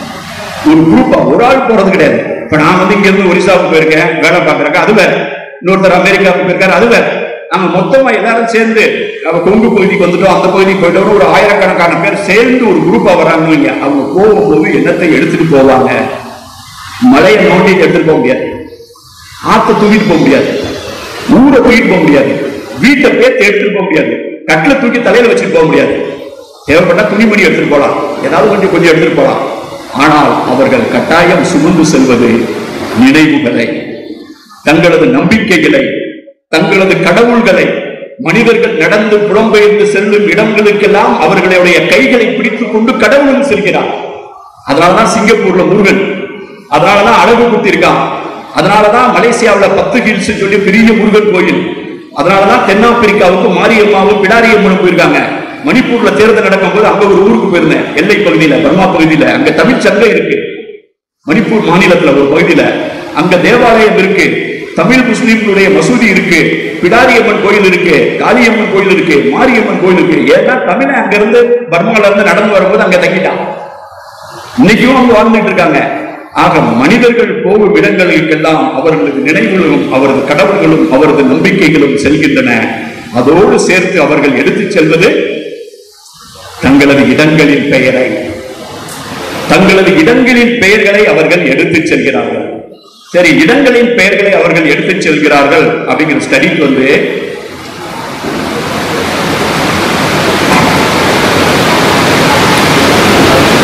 அமெரிக்காவில் ஒரு ஸ்டடி பண்ணேன். ஐரோப்பா பெயர்கள் அமெரிக்காவுக்கு எப்படி போச்சு, ஆப்பிரிக்கா பெயர்கள் இந்த அடிமை வாணிகத்தின் மூலமாக அமெரிக்காவுக்கு எப்படி போச்சு. லண்டனே நிறைய இருக்கு, அமெரிக்காவில் லண்டனே இருக்கு, 10 பாரிஸ் இருக்கு, எத்தியோப்பியா இருக்கு, நைல் ஒரு நதி இருக்கு. அடிமை வணிகத்தை நான் தான்சானியாவுக்கு போயிருக்கேன், ஆப்பிரிக்காவுக்கும் போயிருக்கேன், அமெரிக்காவுக்கும் போயிருக்கேன். இந்த ஊர் இங்க எப்படி வந்துச்சீங்கன்னா அடிமை வணிகத்துல போகும்போது ஊரை தூக்கிட்டு போயிருக்கான். ஆத்தோட பேரு அங்க பெரிய இவ்வளவு பெரிய நைல் நதி, அங்க ஒரு சின்ன ஆறுக்கு நைல் பேர் வச்சிருக்கான். ஆக மனிதர்கள் போகும் இடங்களுக்கு தங்களது பெயர்களை எடுத்துச் செல்கிறார்கள். பர்மாவுக்கு போனவன், தென்னாப்பிரிக்காவுக்கு போனவன், அதுவும் பழைய காலத்துல போனவங்க அப்படியே பெயரை எடுத்துட்டு போய் திருப்பி நிலைநாட்டுவார்கள். ஆக அந்த பெயர் வருது. இதுக்கு எனக்கு புரிதலை கொடுத்தது திருப்பி ஒரு பழங்குடி. ஒரு புத்தகத்தை வாசிட்டு இருந்தேன். ஒரு திராவிட பழங்குடி ஒரிசாவில் ஒரு மலை, நியமகிரி மலை அப்படின்னு நீங்க அடிக்கடி கேள்விங்க. டோங்கிரியா போன்ற ஒரு பழங்குடி. அவங்க ஒரு பர்டிகுலர் கிராமத்தினுடைய பெயர் அவர் ஒருத்தர் எழுதுறார். இந்த கிராமம் கடந்த 70-80 ஆண்டுகளில் 3 முறை இடம்பெயர்ந்திருக்கிறது. ஏன்னா தண்ணி வசதி, திடீர்னு இந்த இடத்துல தண்ணி இருக்கும், அப்புறம் கொஞ்ச நேரம் சொன்னா அந்த வாக்கியம் அந்த சைடு திருப்பி போயிருக்கும், அப்புறம் கொஞ்சம் தூரமா இருக்கும், அப்புறம் அந்த சைட்ல போனோம்னா அந்த கிராமத்தை தூக்கி போய் அங்க வச்சிருப்பாங்க. ஒரு 2 மைல் தள்ளி, ஒரு 3 மைல் தள்ளி இந்த மலையை சுத்தி சுத்தி ஊர் போயிட்டே இருக்கு. இவர் எழுதுறாரு, நான் களப்பணி பண்ணும்போது இந்த ஊரு கடந்த 90-100 வருஷத்துக்குள்ள 3 தடவை இடம்பெயர்ந்திருக்கு. ஆனாலும் அவர் போற போக்கில் எழுதி போறாரு. 1970 பேர் இருக்காரு. இருந்தாலும் அந்த ஊரினுடைய அடையாளத்தை அதே பெயரை வச்சிருக்காங்க அப்படின்னு எழுதிவிட்டார். நான் உடனே அந்த ஊருக்கு போறேன். அந்த ஊருக்கு போய் அந்த பேசுறேன், பெரிய வயசானவங்கள்ட்ட, என்னங்க கேள்விப்பட்டேன் உங்க ஊர் வந்து இடம் பெயர்ந்துட்டே இருக்காங்க. ஆமாங்க, தண்ணி வசதி இல்லாதனால மாத்திருக்கோம். அப்ப நான் அவர்கிட்ட கேட்டேன், ஒவ்வொரு குறை போகும்போது அதே பழைய பேரை கொண்டு போய் திருப்பி அந்த ஊருக்கு வைக்கிறீங்களே, பேருக்கு அந்த பஞ்சம், ஏதாவது புது பேர் வச்சிருக்கலாமே அப்படின்னு அந்த வயசானவர்கிட்ட கேட்டேன். அவர் எனக்கு கொடுத்த கேள்வி பதில வந்து எந்த பல்கலைக்கழகத்தினுடைய பேராசிரியரும் எந்த பல்கலைக்கழகம் எனக்கு சொல்லி கொடுத்துக்கவே முடியாது. அவர் என்கிட்ட என்ன திருப்பி கேட்டாரு, அது எப்படி சார் இந்த பேர் வந்து நாங்க எங்களுக்கா சொல்றோம், இந்த பேரை நாங்களா வச்சோம், இந்த பேரை வச்சது எங்களுடைய மூதாதையர் வச்ச பேர் சார், அது அவங்களுக்கு சொந்தமானது. ஒருவேளை நாங்க வேற பேர் வச்சிட்டோம்னா எங்களுடைய மூதாதையருடைய ஆவி எங்களை வந்து விசிட் பண்ணி பார்த்துட்டு தானே சார் போகுது. அப்ப வரும்போது அட்ரஸ் பின்கோடு மாறி போய் அது எங்கே கன்ஃபியூஷன் ஆகி ஏதாவது கலாட்டா பண்ணுச்சுன்னா என்ன சார் பண்றது? நாங்க இந்த பதில் நான் எதிர்பார்க்கவே இல்லை. ஒரு பழமொழி என் புக்கில் எழுதியிருக்கேன் இதை பத்தி. இந்த பழமொழி எனக்கு குறித்த புரிதலை எந்த பல்கலைக்கழகம் எனக்கு சொல்லிக் கொடுக்க முடியாதுன்னு எழுதியிருக்கேன். அதனாலதான் நான் வந்து PhD வாங்கல, ஒன்றும் படிக்கல. நான் மக்களை மட்டுமே படித்துக் கொண்டிருக்கிறேன், மக்களை மட்டுமே படித்துக் கொண்டிருக்கிறேன். ஏனென்றால் மக்களின் வரலாறு, மற்றதெல்லாம் வெறும் வரப்பு தகராறு அல்லது வாய்க்கால் தகராறு என்று தொடர்ந்து முழங்கிக் கொண்டிருப்பவன். இந்த ஆள் சொல்றாரு என்கிட்ட, சார் எப்படி சார் நாம பேரை மாற்ற முடியும்? இந்த பேரை நான் மாத்தினேன்னா எங்க மூதாதையருடைய ஆவி, அவங்க என்ன நினைக்கிறாங்க, அந்த ஆவி வந்துட்டு போகுதுன்னு நினைக்கிறாங்க. அந்த ஆவி இன்னொரு பழமொழியில வந்து செவுத்துல வீடு மாதிரி வரைஞ்சிட்டாங்க, கோடு மாதிரி. அந்த வர்ற ஆவியை வந்து அந்த கட்டத்துக்குள்ள அடக்கி வைக்கிற, அதுக்குள்ள வந்து அவங்க தூங்கிக்குவாங்க. அதை கோலம் மாதிரி போட்டு வச்சிருக்காங்க. அதனாலதான் கோலம் போடுறோங்க. நம்ம கோலம் எதுக்கு போட்டாங்கன்னு தெரியல. கோலம் வந்து அப்படியே அந்த ஆவியை வந்து அந்த ஏரியாவில் அதிலேயே படுத்த மாதிரி செவுத்துல வரைஞ்சு வச்சிருக்காங்க. அப்ப அந்த ஆவி வரும்போது நாங்க ஊரு பேரை மாத்திட்டா அது கன்ஃபியூஸ் ஆயிடுன்னு சொல்றாங்க. அப்ப உலகம் முழுவதும் மனிதர்கள் தங்களது பெயரை தொடர்ந்து வைத்துக் கொள்வது ஒன்று, தங்களது கடந்த காலத்தோடு தொடர்பில் இருப்பது. கடந்த காலத்தை தொடர்ந்து விட்டு வந்துட முடியாது, இல்லைன்னா நீங்க ரூட்லெஸ்ஸா ஃபீல் பண்ணுவீங்க, வேறு இல்லாத மாதிரி ஃபீலிங் இருக்கும். வேரோட டச்ல இருக்கிறது உங்களுக்கே ஒரு பாதுகாப்பா இருக்கும். இந்த நேம்ங்கிறது பாத்தீங்களா, இந்த புரிதல் தான் என்னை வழி நடத்தியது. எப்படின்னு கேட்டீங்கன்னா, அந்த பேருக்கு வந்து ஒரு பவர் இருக்குன்னு எல்லாரும் நம்புறாங்க. அதனால பேர் வைக்கிற சடங்கா போய் பார்ப்பேன்.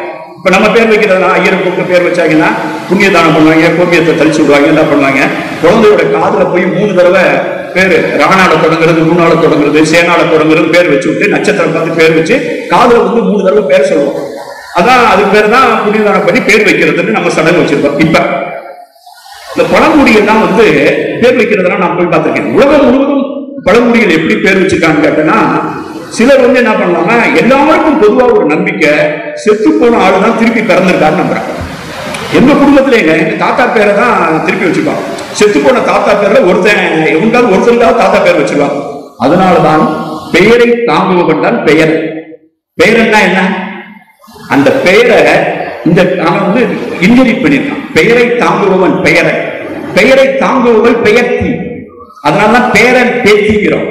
நன்னன் செய் நன்னன், சங்க இலக்கியத்துல ஒருத்தன் பேரு நன்னன், அவனுடைய அப்பா பேரு நன்னன். நன்னன் செய், நன்னனின் மகனாகிய நன்னன்.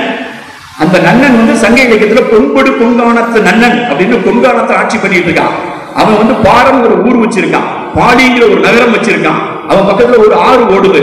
அந்த ஊரெல்லாம் போய் பார்த்தா மகாராஷ்டிராவில் தைமாபாத்ல சிந்துவெளிக்கு பக்கத்துல இருக்கு. அந்த கொத்தா இருக்கு, அங்க நன்னன் ஆட்சி செஞ்ச இடம். அவனுடைய குன்றத்தின் பெயர் ஏழில் குன்றம். இப்ப அதனுடைய பெயர் வந்து சப்த சிருங்கி. ஏழில் என்ன, ஏழு எயில் குன்றம். எயில்னா கொம்பு, சிருங்கர்னா கொம்பு, சப்தனா 7. அது அப்படியே மொழிபெயர்த்துட்டான். எங்க ஊர்ல அழகர் கோயிலுக்கு போகும்போது நாங்க போய் பார்த்தோம்னா சிலம்பாறுன்னு ஒரு ஆறு இருந்தது சங்க இலக்கியத்துல. இப்ப அழகர் கோயில போய் பாருங்க, நூபுர கங்கைன்னு எழுதியிருக்கான்.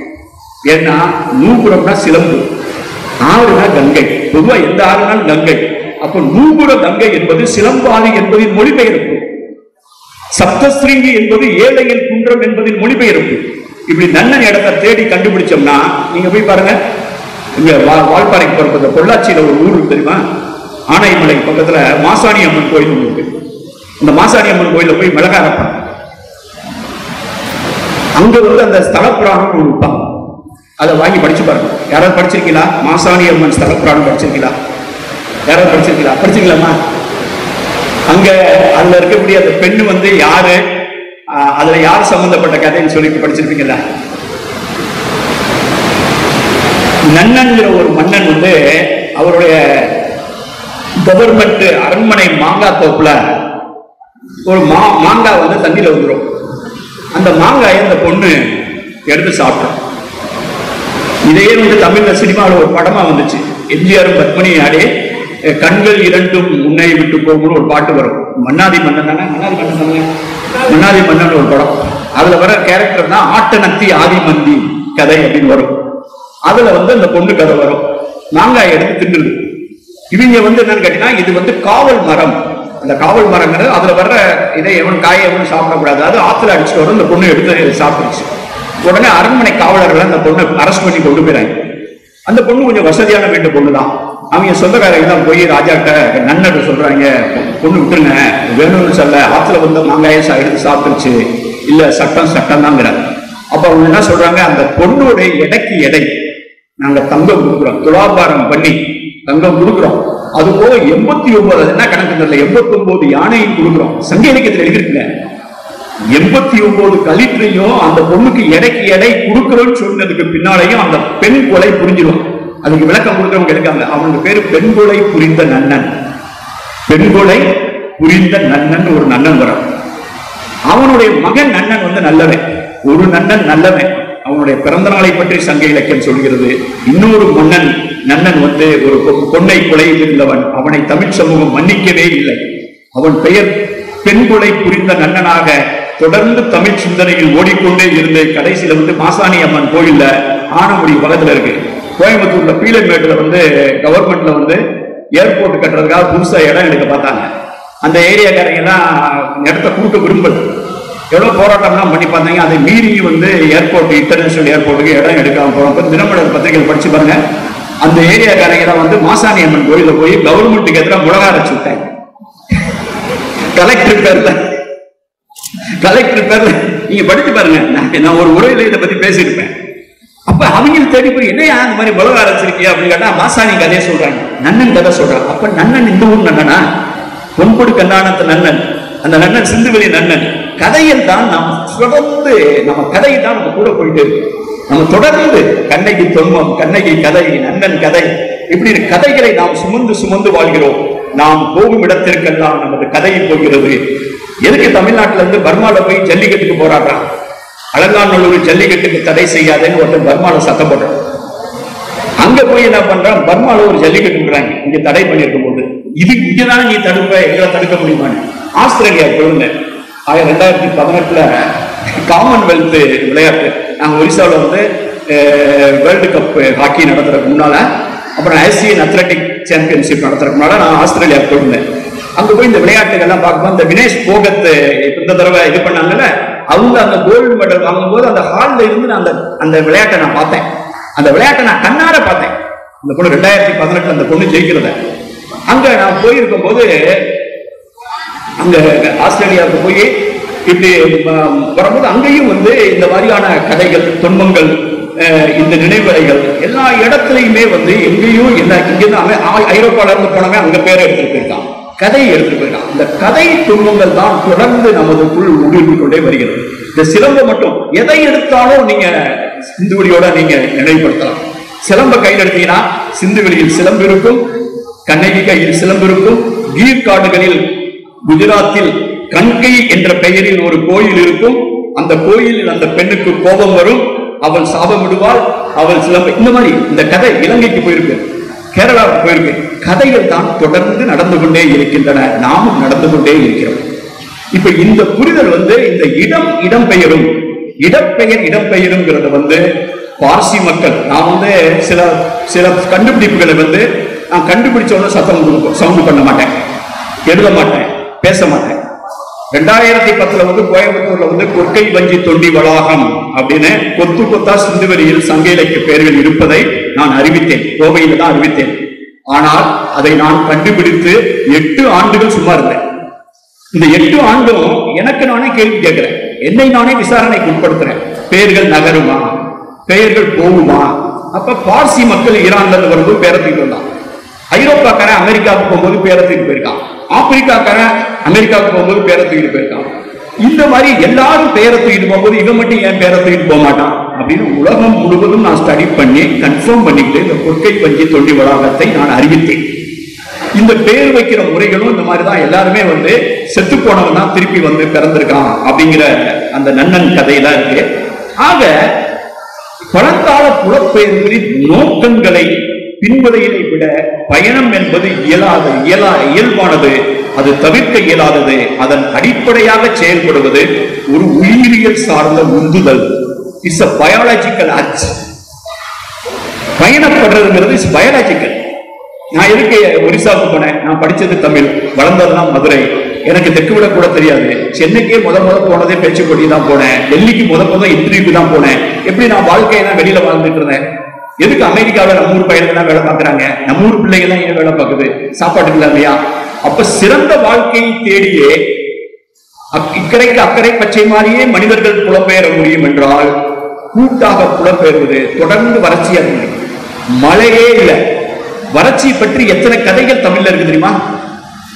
பாண்டி நாடு வர்க்கடம் பூண்டதால் பாண்டிய மன்னன் வீட்டு புலவர்களே நமது வறட்சி ஆகிவிட்டது, நீங்க அங்கிருந்து போய் குலைச்சுக்குங்க, திருப்பி மழை வந்ததுனால திருப்பி வாங்கன்னு பாண்டிய அரசன் சொன்னான்னு எழுதிட்டான்.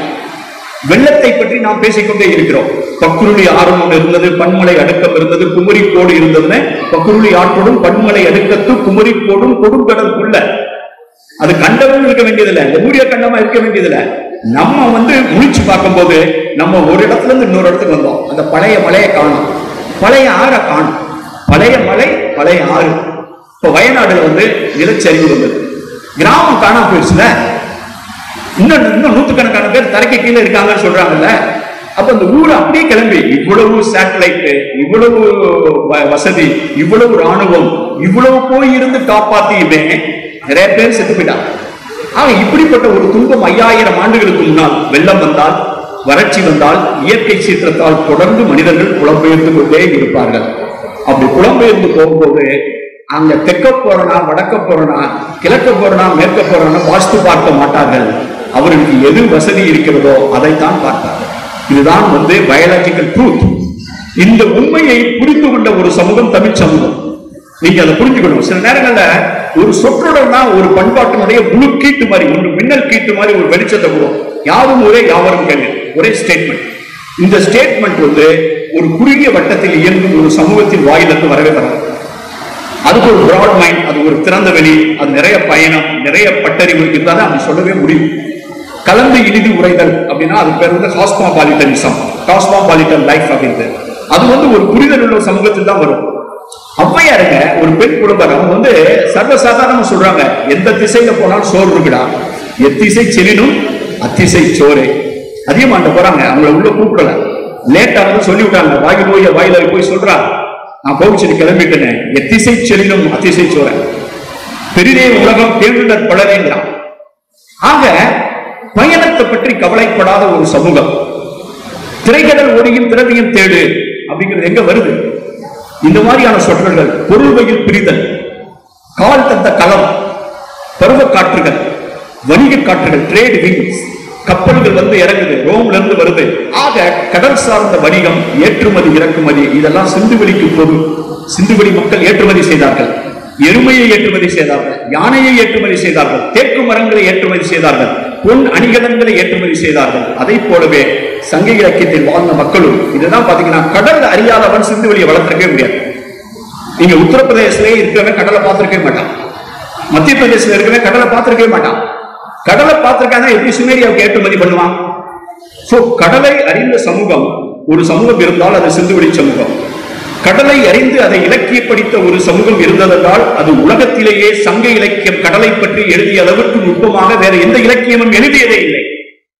அதே மாதிரி இன்னைக்கு வரைக்கும் வந்து இன்டர்நேஷனல் ட்ரேடுனா ஒரு நம் தொடர்ந்து ஒரு தமிழ் சமூகம் இயங்கிக் கொண்டே இருக்கிறது. இடப்பெயர்கள் புலப்பெயரும், அவை நமது தொப்புள் கொடி. இதுதான் என்னுடைய கற்றல். இந்த உண்மைக்கான தேடல் சுதந்திரமானதா இருக்கணும், கட்டற்று இருக்கணும், சுயேட்சையா இருக்கணும். அப்ப வந்து தரவுகள் செல்லும் வழியில தான் நம்ம நடக்கணும். நான் சொல்ற வழியில தரவு நடக்காது. இந்த புரிதல் எனக்கு தேவைப்படும். அப்படின்னா எனது சாப்பாடு எனது ஆய்வுல இருந்து வரக்கூடாது. நான் பண்ற ரிசர்ச்ல இருந்து என் சோறு வரக்கூடாது. என் சோறு நான் பண்ற ரிசர்ச்ல இருந்து வந்தா நான் சுதந்திரமா இயங்க முடியாது. நான் ஒரு ஆசிரியராக இருந்தா என்ன ஆகணும்? அடுத்து பேராசிரியர் ஆகணும், பிஹெச்டி வாங்கணும். எனக்கு கீழே எத்தனை பேர் பிஹெச்டி பண்ணாங்க? நான் பல்கலைக்கழக பதிவாளர் ஆகணும், பல்கலைக்கழக துணைவேந்தர் ஆகணும். ஆனா நான் ஒரு ஐஏஎஸ் ஆபீசர். என்னுடைய வேலையே வேற. நான் பட்ஜெட் எழுதுவேன், தேர்தல் நடத்துவேன், உலகம் ஃபுல்லா சுத்துவேன், ஊரு ஃபுல்லா சுத்துவேன். என் ஆராய்ச்சிக்கும் எனக்கும் என் சோத்துக்கும் என்னுடைய முன்னேற்றத்துக்கும் சம்பந்தமே இல்லை. அப்ப என்ன இருக்கும்? எனக்கு சுதந்திரம் இருக்கும். நான் சுதந்திரமானவன். நான் சொல்லுவதை பத்தி இன்னொருத்தர் என்ன நினைக்கிறான்னு கவலைப்பட மாட்டேன். என்னை வழிநடத்துவது உண்மை மட்டுமே. இந்த உண்மையை மட்டுமே நான் தொடர்ந்து ஓடிக்கிட்டே இருந்ததுனால எனக்கு எதை பற்றியுமே கவலை இல்லை. நிறைய பேர் சொல்லுவாங்க, சார் நம்ம இப்படி சொன்னோம்னா தப்பா போயிருங்க சார், நம்மளாம் அந்த பக்கம் இருந்து வந்தோம்னா ஆயிரும் சார், அதனால என்னையா இப்ப 4000 வருஷத்துக்கு முன்னால நான் என் டிஎன்ஏ பார்த்தேன், ஒரு 10 வருஷத்துக்கு முன்னாலே பார்த்தேன். என்னுடைய மரபணு பார்க்கும்போது 7000 வருஷத்துக்கு முன்னால என்னுடைய மூதாதையர்கள் அஜர்பைஜான் வழியா அந்த சைடு ஈரான் வழியா வந்திருக்காங்க. அதனால என்ன மோசம் போயிடுச்சு? நான் இப்ப இங்க இருக்கிறேன், அவினாசியில பேசுறேன். கடந்த 40 வருஷமா ஒரிசால வேலை பார்த்தேன், இந்தியா ஃபுல்லா வேலை பார்த்தேன். அதுக்கு முன்னால எங்க தாத்தா எங்கேயாவது இருந்திருப்பாரு, அவர் வந்திருப்பாரு. அதுக்கு முன்னால ஈரான் வழியா சிந்துவெளி வழியா வந்திருக்கோம். உங்களை யாரு பார்த்தாலும் அப்படிதான் இருக்கும். இப்ப என்ன மோசம் போச்சுங்கிறேன். அப்ப அதுக்காக ஒரு ஆள் ஃபீல் பண்ணுவாருங்கிறதுக்காக நான் உண்மையை மாற்ற முடியாதுல்ல. அதனால நான் சொல்லி அனுப்பிச்சேன். அப்ப அந்த கோயம்புத்தூர்ல நான் பேசினேன், நிறைய பேர் பார்த்தே கூட பேசினாங்க. சார் அப்படின்னு சொன்னா கீழடி கீரல்களையும் அழகன்குளம் கீரல்களையும் சிவகலை கூறுகளையும் அப்படி நீங்க கம்பேர் பண்ணி பார்த்தாலா சிந்துவெளிக்கும் இதற்குள்ள தொடர்பு விளங்கிடுது. ஆக சின்ன விஷயங்கள்ல பெரிய உண்மை இருக்கும். நீங்க நம்புவீங்களா? அந்த பானை தடத்துக்கு எனக்கு உதவுனது கழுதை. பானை தடத்துக்கு எனக்கு உதவுனது கழுதைன்னு கேட்டீங்கன்னா, குயவர்கள் வந்து இந்த களிமண் இருக்குல்ல, ஆத்தங்கரையில போய் மண்ணை, இந்த களிமண்ணை எடுத்து ஒரு பெரிய இதுல மாதிரி ஒரு ஜம்காலத்துல மாதிரி ஒரு இதுல போட்டு சாக்குல மாதிரி போட்டு கழுதை மேல வச்சு இந்த சைடு வெயிட்டு வச்சு கழுதையில முழுகுவாங்க இந்த களிமண்ணை. வடநாட்டுல என்ன பண்றாங்க, இந்த குயவர்களை வந்து மட்டம் தட்டி வச்சுட்டாங்க. குப்தர் காலத்தினால அவங்க எல்லாம் சூத்திரர்கள், அவங்க எல்லாம் பண்ண முடியாதுன்ட்டு ஒரு குயவர்களுக்கு மதிப்பு கொடுக்கறது. குயவர்களை பத்தி கேவலமான பழமொழிகள் தான் இருக்கு. குயவர்கள் வந்து களம் செய்கோ அப்படின்னு பாராட்டின ஒரே இலக்கியம் சங்க இலக்கியம் தான். களம் செய்கிற தலைவனே. குயவனை பார்த்து தலைவன் சொன்னது. குயவன் தான் பூசாரி. ஒரு நகரத்துல ஒரு விழா நடக்க போகுதுன்னா அந்த நகரத்துக்கு அனௌன்ஸ் பண்ணிட்டே போறவன் ஒரு குயவன் தான். அவன் தான் பலி கொடுக்கிறான். ஆக குயவனை போற்றிய ஒரு சமூகம். அப்ப போய் நான் வடநாட்டுல போய் எல்லா குயவர் சமுதாயத்தை பார்க்கும்போது ஒரு குயவருக்கு வந்து இவ்வளவு தீட்டு இருக்கா, அதோட குறைஞ்ச தீட்டு இருக்கான்னு அவன் முடிவு பண்றது ஒரு புத்தகமே இருக்காரு, வைத்தியநாத சரஸ்வதினு. Grade A, grade B, grade C. தீட்டு, அதாவது தீட்டு இருக்குல்ல, தொட்டா தீட்டு பார்த்தா தீட்டு இருக்குல்ல, அந்த தீட்டிலே வந்து பொல்யூஷன், இம்பியூரிட்டி கிரேட் 1, கிரேட் 2 அப்படின்னு வடநாட்டுல வந்து குயவர்கள் எல்லாம் பிரிக்கிறேன். அந்த பிரிக்கிறதுக்கு என்ன வந்து கான்செப்ட்னா, கழுதையை புழங்குறவன் கழுதையை புழங்காதவன். சில குயவர் வந்து கழுதையோட டீல் பண்ண மாட்டான். ஏண்டா இந்த குயவர் மட்டும் ஏண்டா நீ வசதியா சொல்றனா, அவன் கழுதையோட டீல் பண்ண மாட்டான். கழுதையோட டீல் பண்ணதுனால அவன் கம்மி. குஜராத்லயும் மகாராஷ்டிராவிலையும் மட்டும் இந்த வட இந்தியாவிலேயே கழுதையோடு அவன் புழங்குனா கூட அவனை ஒதுக்கி வைக்கிறது இல்லை. அதனாலதான் அதை திராவிட குஜராத் என்றும் திராவிட மகாராஷ்டிரா என்றும் அழைக்கிறேன். ஆக இந்த ஒரு கழுதையோட வச்சு சம்பந்தப்படுத்தி குயவர்களை எப்படி தரம் பிரிக்கிறார்கள் என்பது எனக்கு பானைத்தடத்தை அறிந்து கொள்வதற்கு உதவியது. அதே மாதிரிதான் வன்னி மரம்.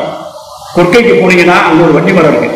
தூத்துக்குடி பக்கத்துல கொற்கை ஒரு ஊருக்கு பார்த்தீங்களா, அங்க கண்ணையப்பன் கோயில் கூட இருக்கு, வெற்றிவேல் தடகை கோயில் சொல்லி கொற்கை ஊரேன்னு சொல்லுவாங்க.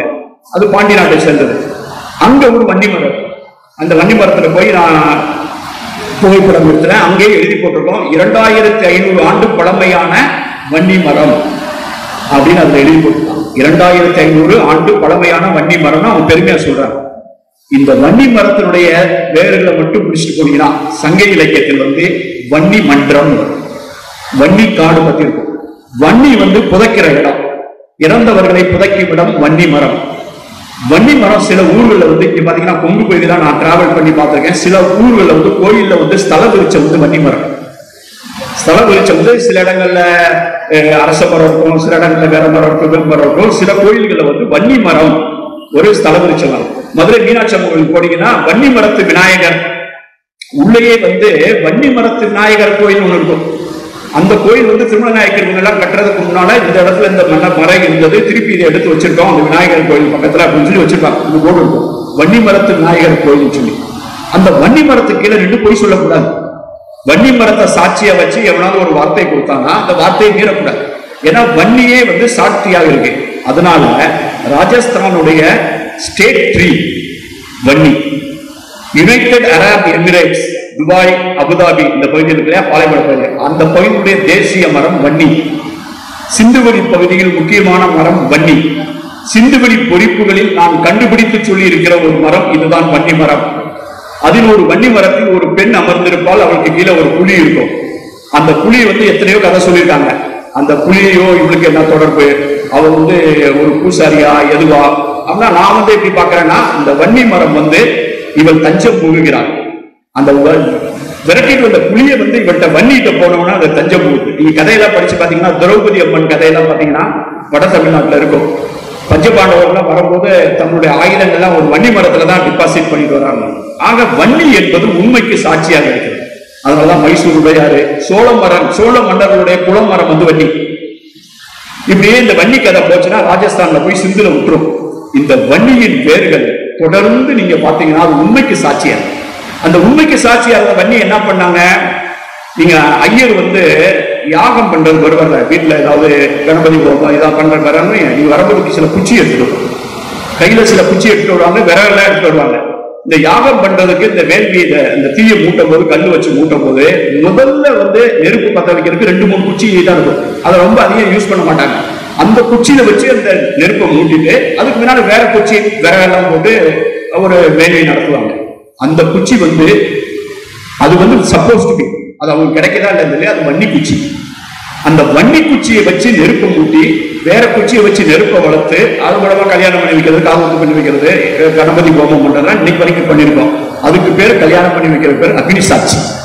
சமஸ்கிருதத்துல அக்னி என்பதற்கு இன்னொரு பெயராக வன்னி என்று சொன்னார்கள். அதை அந்த பகுதி ராஜஸ்தான் பகுதியில் கேஜிரி என்று அழைப்பார்கள். கேஜ்ரிவால் அப்படின்னு ஒருத்தர் இருக்காருல்ல, அவர் என்னன்னு கேட்டீங்கன்னா, கேஜ்ரிவால்ங்கிறது ஊரு, கேஜ்ரினா வன்னி மரம். அந்த வன்னி மரத்திற்கு இன்னொரு பெயர் ஜம்மி, ஜன்னி, வன்னி. இந்த பக்கத்தில் கர்நாடகா பக்கத்தில் பன்னி என்று பெயர். இந்த வன்னி மரத்தினுடைய வேர்களை மட்டும் நாங்கள் தேடிக்கொண்டே நான் போன போது அது என்னை சிந்துவெளியில் கொண்டு விட்டது. இந்த பொண்ணு இந்த மரத்துல வன்னி மரத்துல உட்கார்ந்து இந்த புலி கட்டுப்பட்டிருக்குன்னா நீங்க போய் பாருங்க, மதுரை பக்கத்துல புலம்பெயர்ந்து வந்தவங்க கதையெல்லாம் ஒரு வன்னி மரம் இருக்கும். அந்த வன்னி மரம் 2 காதலர்களை எப்படி காப்பாத்தியது. வன்னி மரத்துக்கு கீழே நின்று பொய் சொல்லக்கூடாது, அதுக்கு பேர் வன்னி சாட்சி. அந்த வன்னி சாட்சியை தான் அக்னி சாட்சியா போட்டு அந்த வன்னியிலிருந்து தீய மூட்டி அதை அக்னி ஆக்கி நமக்கு சம்பந்தம் இல்லாம அக்னியை கொண்டு அக்னி சாட்சியா இன்னைக்கு வரைக்கும் நம்ம என்ன பண்ணிட்டு இருக்கோம்னா அக்னி சாட்சியில கல்யாணம் பண்ணிட்டு இருக்கோம். அது ஆக்சுவலி வன்னிக்கு கீழே தான் சொல்லணும் வார்த்தை. ஆக இப்படி ஒவ்வொன்றா நீங்க தேடி போனாலும் எங்கேயோ ஒரு இடத்தில் நமது வரலாறு மாற்றப்பட்டது. நம்ம எருமையை போட்டுறோம், சிந்துவெளியில எருமையை போட்டுறோம், சங்க இலக்கியத்துல எருமையை போட்டுறோம். திடீர்னு எருமையை பார்த்து நம்ம பயந்து ஓடுறோம். இப்ப எருமை எதிர வந்துச்சுன்னா அபசகுனங்கிறான். எருமையை யமனுடைய வாகனம் வைக்கிறான். என்னுடைய புத்தகம் அணிநடை எருமை என்று ஒரு புத்தகம் எழுதியிருக்கேன். அந்த புத்தகத்தை வாங்கி பாருங்க, சங்க சுரங்கத்துல. அந்த புத்தகத்தில் எனது உரையை முடிக்கிற கடைசி வரியே, எங்கள் அணிநடை எருமையின் மீது யமனை ஏற்றி உட்கார வைத்தது எவன் அப்படின்னு கேட்டு. அதான் வரலாறு. இந்த வரலாறு திரிக்கப்படுகிறது. உங்களுக்கு பிடிச்ச எருமை இன்னைக்கு பாருங்க, பொருளாதார அடிப்படையில் பாத்தீங்கன்னா நம்ம குடிக்கிற பால்ல பெரும்பாலும் எருமை பால் தான். எருமைப்பால், பசுபால் எல்லாத்தையும் கலந்து அதுக்கப்புறம் தான் டோன்டு மில்க், ஸ்டாண்டர்டைஸ் மில்க் எல்லாத்துலயுமே எருமைப்பால் பசுபால் ஒண்ணும் கிடையாது. பசுமாட்டுல தான் சீம பசு, ஜெர்சி பசு, வெளிநாட்டு பசு, ஏற்றுமதி இறக்குமதி பண்ண விந்து எல்லாம் இருக்கிறது பசுமாட்டுல இருக்கும். எங்கேயாவது ஒரு இடத்துல வெளிநாட்டு பசு எருமைன்னு காட்டுங்க, வெளிநாட்டு எருமையே கிடையாது, எல்லா எருமை. ஏன்னா எருமை ஒரு வளர்ப்பு பிராணியாக வளர்க்கப்பட்டது சிந்துவெளியில். அதுவும் மெசொப்பொட்டேமியாவுக்கு சுமேரிய நாகரிகத்துக்கு ஏற்றுமதி செய்யப்பட்டது. இது இந்த மண்ணினுடைய பூமி. உலகத்தில் இருக்கக்கூடிய நீர் எருமை என்று சொல்லப்படுகிற ஏசியாட்டிக் பஃபலோல 90% எருமைகள் இந்தியாவில் இருக்கு. அவனா பாருங்க, எருமைகளின் தாயகம் இந்தியா, எருமைகளின் தாயகம் சிந்துவெளி. எருமையினுடைய தாய் இலக்கியம் சங்க இலக்கியம். எருமை 10, எருமை மரம். எருமை தான் புனிதமான விலங்கு. ஆனால் இந்த எருமையை எங்க கொண்டு வந்து நிறுத்திருக்க பாருங்க, தாய் தெய்வம். சிந்துவெளியினுடைய இன்னொரு அடையாளம் தாய் தெய்வம். 10 உருவ பொம்மை கிடைச்சு அதுல 8 பெண் பொம்மை. தாய் தெய்வம் அப்படின்னு ஒரு அந்த ஃபெர்டிலிட்டி கல்ச்சர், அந்த இனப்பெருக்கம், தாய்ங்கிற ஒரு வடிவம். நம்ம கடவுளா பழைய கடவுளா பாருங்க, பழையோர் அப்படின்னு ஒரு கடவுள். சங்க இலக்கியத்துல பழையோள் என்ற ஒரு கடவுள். அந்த பழையோள் தான் மூதேவி, சிரேஷ்டா தேவி. ஏன்னா அவங்க பழையவன். மூத்தவ மூதேவி, இளையவ ஸ்ரீதேவி அப்படின்னு நம்ம ஒரு பழமொழியை கொண்டு வந்தோம். அந்த பழையோளை மலை மாற்றினோம், மலைமகனை பார்வதி ஆக்கினோம். நமது தாய் தெய்வங்களை எல்லாம் பெரிய கடவுளுக்கு கட்டி கொடுத்தோம். நீங்க பாருங்க, இந்த மதம் மாற்றப்பட்டதே தாய் தெய்வத்தை இன்னும் ஒரு ஆண் தெய்வத்துக்கு கல்யாணம் பண்ணி கொடுத்தது. வேதங்களில் பெண் தெய்வங்கள் இல்லை, வேதங்களில் பெண் தெய்வங்களே இல்லை. ஸ்திரீ என்ற ஒரு பெயர் பெண் தெய்வம் இருக்கிறது. நம்ம சொல்ற மாதிரி மலைமகள், காணவர் செல்வி அப்படின்னு சங்க இலக்கியத்தில் இருக்கு. காட்டுக்குள்ள இருக்கக்கூடிய பெண் தெய்வம் காணவர் செல்வி. கடலுக்கு பக்கத்துல இருக்கக்கூடிய பெண் தெய்வம் கடல்கெழு செல்வி. கடல்கெழு செல்வி, காணவர் செல்வி, கொற்றவை, பழையோள், மலைமகள். இப்படி எல்லாம் தாய் தெய்வங்களை வழிபட்ட ஒரு சமூகம், அதுதான் சிந்துவெளி சமூகம், அதுதான் சங்க இலக்கிய சமூகம். அந்த சமூகத்தை நீங்க தந்தை வழி சமூகமா மாற்றும் போது தாய் தெய்வத்தை ஒரு கடவுள், பெரிய கடவுளுக்கு கல்யாணம் பண்ணி கொடுக்கணும். பிரம்மனுக்கு ஒருத்தர் கல்யாணம் பண்ணி கொடுக்கணும், விஷ்ணுக்கு ஒருத்தர் கல்யாணம் பண்ணி கொடுக்கணும், சிவபெருமானுக்கு கல்யாணம் பண்ணி கொடுக்கும் போது இந்த தாய் தெய்வத்தை நீங்கள் அடக்கி ஆள வேணும். அது சிதம்பரத்துல சொல்லும், எங்க மதுரையில் அவ்வளவா செல்லாது. கேட்பேன் எங்க வீட்டுல தொடர்பே கேட்பேன், எங்க வீட்டுல யார் மதுரையா சிதம்பரம் கேட்பேன். கேட்டிருக்கீங்களா உங்கள்ட்ட வேண்டா வீட்டுல என்னங்க மதுரையா? வீட்டுல மதுரைன்னு சொன்னா வீட்டுல அம்மா ராஜ்யம்னு அர்த்தம். வீட்டுல மதுரையான்னு கேட்பாங்க. ஏன்னு கேட்டீங்கன்னா மதுரைக்காரங்க நாங்கெல்லாம் மதுரை மீனாட்சி அம்மன் கோயிலுக்கு போமே தவிர நேர போய் மீனாட்சி அம்மன் கோயில போய் மீனாட்சி அம்மாவை பார்த்துட்டு கும்பிட்டுட்டு கொற்றாமலை வந்தவங்கள அந்த சுந்தரேஸ்வரர் எப்பயாவது டைம் மீதி இருந்தா தான் அந்த சைடு போய் சிவனை கும்பிட்டு வருவாங்க. நீங்க போற வேணா 10 பேர்ல 6 பேர் அங்க போக மாட்டாங்க. 6 பேர் இது மட்டும் போயிருக்காங்க, 3 பேர் நடுவில் போயிருக்காங்க, 2 பேர் அங்க போவோம். ஏன்னு கேட்டீங்கன்னா அங்க அவர் கிட்டத்தட்ட ஒரு செகண்டரி மாதிரி தான். மதுரையில மீனாட்சி தான். ஆனா நீங்க போய் தில்லைக்குல போனீங்கன்னா, தில்லையில போனீங்கன்னா எல்லைக்கு வெளியே தில்லைக்காடி நீங்க வச்சிருப்பாங்க. கூகுள் பண்ணி பாருங்க, எல்லைக்கு வெளியே தில்லைக்காடி. அதுக்கு ஒரு தனி கதை. அந்த அந்த கதை எப்படி போகுதுன்னு கேட்டீங்கன்னா, அவங்க ஒரு நாட்டிய போட்டி நடத்துறாங்க. எப்படா இந்த தாய் தெய்வத்தை எப்படா அடக்கிறது, மட்டம் தட்டுறது அப்படிங்க போகும்போது என்ன சொல்றாங்க, இவங்க ரொம்ப டான்ஸ் எல்லாம் ஆடுறாங்க, சிவபெருமான் நல்லா டான்ஸ் ஆடுறாரு, ஒரு டான்ஸ் போட்டி ஒண்ணா வச்சுக்க தில்லை நடராஜன் போது பிரம்மா, எல்லா கடவுள், 30 முக்கோடி தேவர்கள்லாம் ஜட்ஜி மாதிரி பேனல் போட்டு பிரம்மா நடுவில் உட்காந்து ஒரு டான்ஸ் போட்டி நடத்துறாங்க. டான்ஸ் போட்டி நடக்கும் போது சிவபெருமான் ஆடுறாரு, பார்வதி ஆடுறாங்க. பார்வதி கைதான் கொஞ்சம் ஓங்குது. ஏன்னா அவங்க பெண்ணை நளினமா ஆடுவாங்கல்ல. ஆடிட்டே இருக்கும்போது நம்ம தோத்து போயிடும் அப்படின்னு தெரிஞ்சவொன்னா நடராஜர் என்ன பண்றாரு, டக்குன்னு காலை இப்படி தூக்கி ஆடு. நீங்க காலை திடீர்னு இப்படி தூக்கி ஆடினா ஒரு பெண்ணை எப்படி இந்த மாதிரி காலை தூக்கி ஆட முடியுமா? உடனே அவங்க வெக்கத்துல இருந்துட்டு கொஞ்சம் ஒரு மாதிரி தோல்வியை ஒப்புக்கொள்ற மாதிரி ஆயிடாங்க. உடனே தீர்ப்பு வழங்கிறாங்க, நடராஜர் தான் ஜெயிச்சாரு. உடனே இந்த காளியை கொண்டு போய் தில்லைக்கு எல்லைக்கு வெளியே காளியை கொண்டு எல்லைக்கு வெளியில வச்சாங்க. ஆக இந்த நாட்டில் தாய் தெய்வ வழிபாடும் சிந்துவெளியின் தாய் தெய்வங்களும் வஞ்சிக்கப்பட்டது இந்த விதத்தில் தான். அதற்காக நான் கடவுள் வருப்பாடலை எங்க அம்மா வேண்டிக்கிட்டாலும் 6 தடவை தீயில இருக்கிறேன். நான் மாரியம்மன் கோயில்ல அம்மா சொல்றதுதான் முக்கியம். அன்புள்ள அம்மான்னு புத்தகம் எழுதுனேன். ஆனால் அது பகுத்தறிவை எப்போதும் தடுக்காது. இந்த கேள்வியெல்லாம் நீங்க கேட்கணும். இந்த கேள்வியை கேட்கும் போதுதான் உங்க வரலாறு திரிக்கப்படுகிறது என்ற உண்மை. திரிக்கிறதுக்கு வரலாறை திருப்பிறதுக்கு நம்ம தொடைய நீங்க வேக்கண்டா வச்சு தொடையை காட்டிக்கிறது திரிக்க முடியும். கயிறை தொடையை பத்திரமா வச்சுதான் யாரும் வரலாறை திரிக்க முடியாது. இப்ப எதுக்கு பாட புத்தகங்களின் பெயரை மாற்றுகிறார்கள்?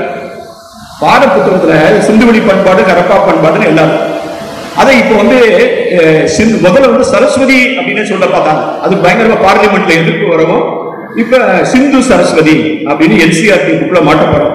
இப்ப இப்படிதான் இந்த பயணம் 40 ஆண்டு பயணம் தான் எனக்கு சொன்னது. சங்க இலக்கியத்தை நான் எதுக்கு தமிழ் படிக்காம தொடர்ந்து PhD பண்ணாம போனேன்? நான் படிக்கும் போது அப்படி படிப்பேன். தமிழ்ல என்னை யாரும் அடிச்சுக்க முடியாதுங்கிற ஒரு நம்பிக்கையோட படிப்பேன். அப்ப படிச்சுட்டு இருக்கும் போது ஒரு தடவை ஒட்டமை எலும்பு திங்கும் அப்படிங்கிறத சங்க இலக்கியத்தை படிச்சேன். ஆசை யார்கிட்ட கேட்டாலும் பதில் இல்லை. தமிழ்நாட்டுல ஒட்டமை இல்லை, இது எலும்பு திங்குதுங்கிறான். அந்த ஒட்டகம் சர்க்கஸ்ல இருந்த ஒட்டகமோ அல்லது ராஜாவுடைய அரண்மனையில் இருந்த ஒட்டகமோ கோயில்ல கட்டி போட்ட ஒட்டகம் கிடையாது. வணிகர்கள் தங்களுடைய வணிக சுமைகளை வணிக சுமையை ஏற்றிட்டு போறாங்க. அதை ஒட்டகத்துல ஏற்றிட்டு போறாங்க. ஒட்டகத்துல வணிக சுமையை ஏற்றிட்டு போறாங்க. இந்தியாவில் அது நடந்தா அது ராஜஸ்தான், கொஞ்சம் குஜராத் பகுதி, பாகிஸ்தான், இதுலதான் நடக்கிறதுக்கு வாய்ப்பே தவிர சிங்கமே நர்மதை நதியை தேடி வந்ததில்லை. அவர் கூட பேசும்போது சொன்னாரு, சிங்கம் போல கர்ஜிப்போம். சிங்கம் போல கர்ஜிக்க மாட்டோம், புலி மாதிரி தான் உருமுவோம். ஏன்னா சிங்கம் நர்மதை நதியின் தெற்கை தாண்டி வந்ததே இல்லை. இன்னொன்னு உங்களுக்கு சொல்றேன், சுமேரிய நாகரிகத்துல வந்து இல்டமிஸ் அப்படிங்கிற ஒரு வீரன் வந்து ரெண்டு பக்கமும் ரெண்டு விலங்கு வந்து இப்படி குத்திட்டு இருக்க மாதிரி இருக்கும். கூகுள்ல பண்ணி பாருங்க. ரெண்டு சைடு ரெண்டு வெள்ளையுமே வந்து ஒரு வேல்ல வந்து சிங்கத்தை குத்திருப்பான். ஒரு சிங்கம் இந்த சைடு, ஒரு சிங்கம். ஒரு வீரன் ரெண்டு சிங்கத்தை கொள்வது போல சுமேரியாவில் ஒரு பொறிப்பு இருக்கும். அதே மாதிரி ஒரு பொறிப்பு சிந்துவெளியில் இருக்கிறது. ஆனால் அந்த இரண்டு பக்கமும் இரண்டு சிங்கங்கள் இல்லை, இரண்டு புலிகள். சிங்கத்தை புலியாக மாற்றி சிந்துவெளி பொறிப்பை செதுக்கியது. அதே மாதிரியான ஒருவன் இரண்டு புலிகளை தாக்குவது போல இன்னொரு இடத்தில் ஒரு பொறிப்பு இருக்கிறது இந்தியாவில். அது எங்க இருக்கு தெரியுமா? புத்தகத்துல படம் போட்டிருக்கேன். எங்க இருக்கு தெரியுமா? எங்க? கரூர் பக்கத்துல. வேற எங்கேயும் இல்ல, சிந்துவெளியில். கரூர் கொடுமணல் இந்த பகுதியில. அதனாலதான் சொல்லுகிறேன், சிந்துவெளி விட்ட இடமும் சங்க இலக்கியம் தொட்ட இடமும் ஒன்றே அப்படின்னு சொல்லிக்கிட்டே இருக்கு. திசைகள் என்பவை நேற்று வந்தவை, தேடல்கள் மனிதனின் உடன் பிறந்தவை. தெற்கு வழக்கெல்லாம் பார்க்கல. ஆக இந்த புலி சிந்துவெளி பொறிப்புள்ள குதிரை இல்ல, குதிரையே இல்ல, ஆரக்கால் பொறித்த தேர் இல்ல. குதிரை இல்லாத வேதம் இருக்குமா? குதிரை இல்லாத காப்பியம் இருக்க முடியுமா? குதிரை இல்லாத இதிகாசம் இருக்க முடியுமா? ஆனா சிந்துவெளியில குதிரை இல்ல. சங்க இலக்கியமே நீரின் வந்த நிமிர்வரி புறவி அப்படிங்குது. குதிரை வந்து இறக்குமதி தான் பண்ணங்கிறத சங்க இலக்கியம் பதிவு பண்ணுது. நீரின் வந்த நிமிர்வரி புறவி. அப்படிதான் நான் வந்து தேட ஆரம்பிச்சேன் ஒரு ஸ்டூடெண்டா. எப்படா ஒட்டகம் எலும்ப திங்கும்? இந்த எலும்ப திங்கிற ஒட்டகம் வந்து வணிகர்களுடைய, மெர்ச்சன்டோட, வியாபாரிகளுடைய வியாபார பொருளை தூக்கிட்டு போகுது. அப்ப வியாபார பொருளை ஒட்டகம் தூக்கிட்டு போகுதுன்னா அது எந்த ஜாகிரபி அப்படின்னு கேட்டேன். அந்த ஜாகிரபில அது எப்படி ஒட்டகம் உண்மையிலே எலும்பு தின்னுமான்னு தேடி பார்த்தா எவனுமே பதில் சொல்ல. ஜெய்சால்மருக்கு போனேன். பிகானீர்ல வந்து கேமல் ரிசர்ச் சென்டர் அப்படின்னு ஒண்ணு இருக்கு ராஜஸ்தான். அங்க தொடர்பு கொண்டேன். ஒட்டகம் எலும்பு திங்குமா யான்னு கேட்டேன். அப்புறம் போய் ஜெய்சால்மர்ல ஒட்டகம் வளர்க்கிறவங்ககிட்ட போய் பேசினேன். ஒட்டகம் எலும்பு திங்குமா? சார் எங்க தாத்தா சொல்லிருக்காங்க, நான் பார்த்ததில்லை. நீங்க கூகுள் பண்ணி பாருங்க. ஒரு 5-6 வருஷத்துக்கு முன்னால பாகிஸ்தானில் இருக்கக்கூடிய வெட்டனரி அக்ரிகல்ச்சர் யூனிவர்சிட்டி இந்த செய்தியை கொண்டு வந்தது. தொடர்ந்து 5-6 ஆண்டுகளாக மழையே பெய்யாததால் அந்த பாகிஸ்தான் குஜராத் பகுதியில் இருக்கக்கூடிய பாலைவனத்தில் இருக்கக்கூடிய ஒட்டகங்கள் எலும்பை தின்ன தொடங்கிவிட்டன என்ற செய்தியை டான் என்ற பாகிஸ்தான் செய்தி நிறுவனம் 5 ஆண்டுகளுக்கு முன்னால் வெளியிட்டது. அதை நான் புத்தகத்தில் போட்டிருக்கேன். இந்த ஒட்டகத்தை எலும்பு தின்னு அகனானூர் எழுதுறத தேடி தேடி தேடி தேடி போய் ஜெய்சால்மர்ல ஒட்டகம் திங்கிறவன் காட்ட கடைசியில பாகிஸ்தான்ல அதுக்கு விட கிடைச்சு. அதைத்தான் சங்க இலக்கியத்தை புரிந்து கொள்ள வேண்டும். அதனால்தான் நான் சொல்கிறேன், சங்க இலக்கியம் இல்லாமல் சிந்துவெளியை புரிந்து கொள்ள முடியாது. சிந்துவெளியினுடைய பின்னணி இல்லாமல் சங்க இலக்கியத்தை முழுவதாக வாசிக்க முடியாது. ஏனென்றால் சிந்துவெளி என்பது அகழாய்வு தடயங்கள் என்பது இந்திய பண்பாட்டு வரலாற்றின் வன்பொருள் என்றால் சங்க இலக்கியம் அதன் மென்பொருள்.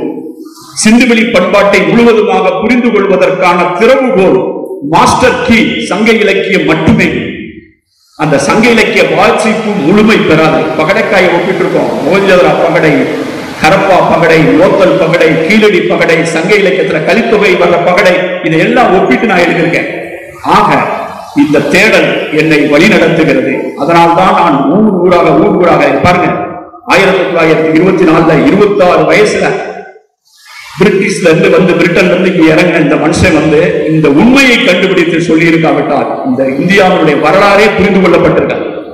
சென்ற மாதம் நான் பிரிட்டன்ல இருந்தேன். லண்டன் போய் நானும் ரோஜாமுத்தி அலுவலகத்தினுடைய இயக்குனர் சுந்தரம் இவருடைய கல்லறையை தேடி அலைந்தோம். ஒரு நாள் முழுவதும் நான் அலைந்தேன் அந்த கல்லறை எங்கே இருக்கிறது என்று. ஆயிரக்கணக்கான கல்லறை, யாருக்குமே தெரியல. நாங்க இன்னும் தேடிட்டு இருக்கோம். சில ஆன்சர்கள் வந்திருக்கு, சில கிட்டத்தட்ட நெருங்கிட்டு இருக்கோம். ஒரு விடை கிடைச்சிடும் நினைக்கிறேன். இந்த கல்லறையை கண்டுபிடித்து விட வேண்டும் என்று நினைத்துக் கொண்டிருக்கிறோம். இவருடைய நூற்றாண்டு அவர் நினைச்சு கூட பார்த்துக்க மாட்டார்.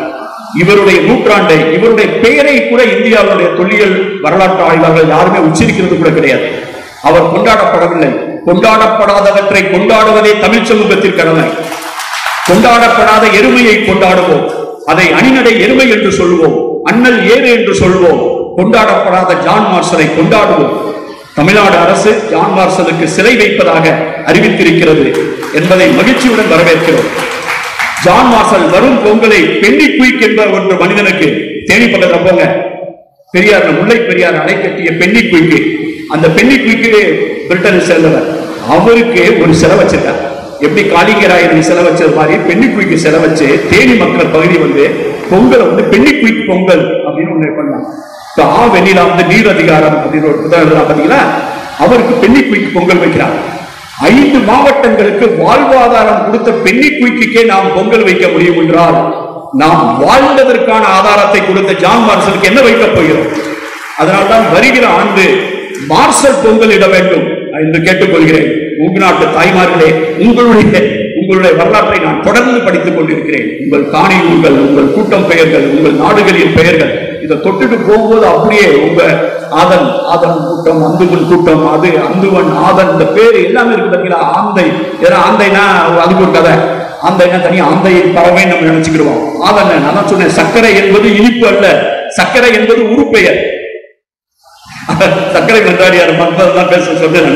சர்க்கரை என்பது ஒரு வெண்பாவே எழுதியிருப்பாங்க, இனிப்பா நீ எல்லாருக்கும் நல்லது பண்றதுனால சர்க்கரை இருந்தாங்க. இல்ல, சர்க்கரை என்பது சிந்துவெளியில் ஒரு இடப்பெயர். கொத்து கொத்தா இந்த பகுதியினுடைய இடப்பெயர்களை எல்லாம் நாங்கள் கண்டறிந்து வரைபடமாக போட்டு அச்சரேகை தீர்க்கரகையோடு கொடுத்திருக்கிறேன்.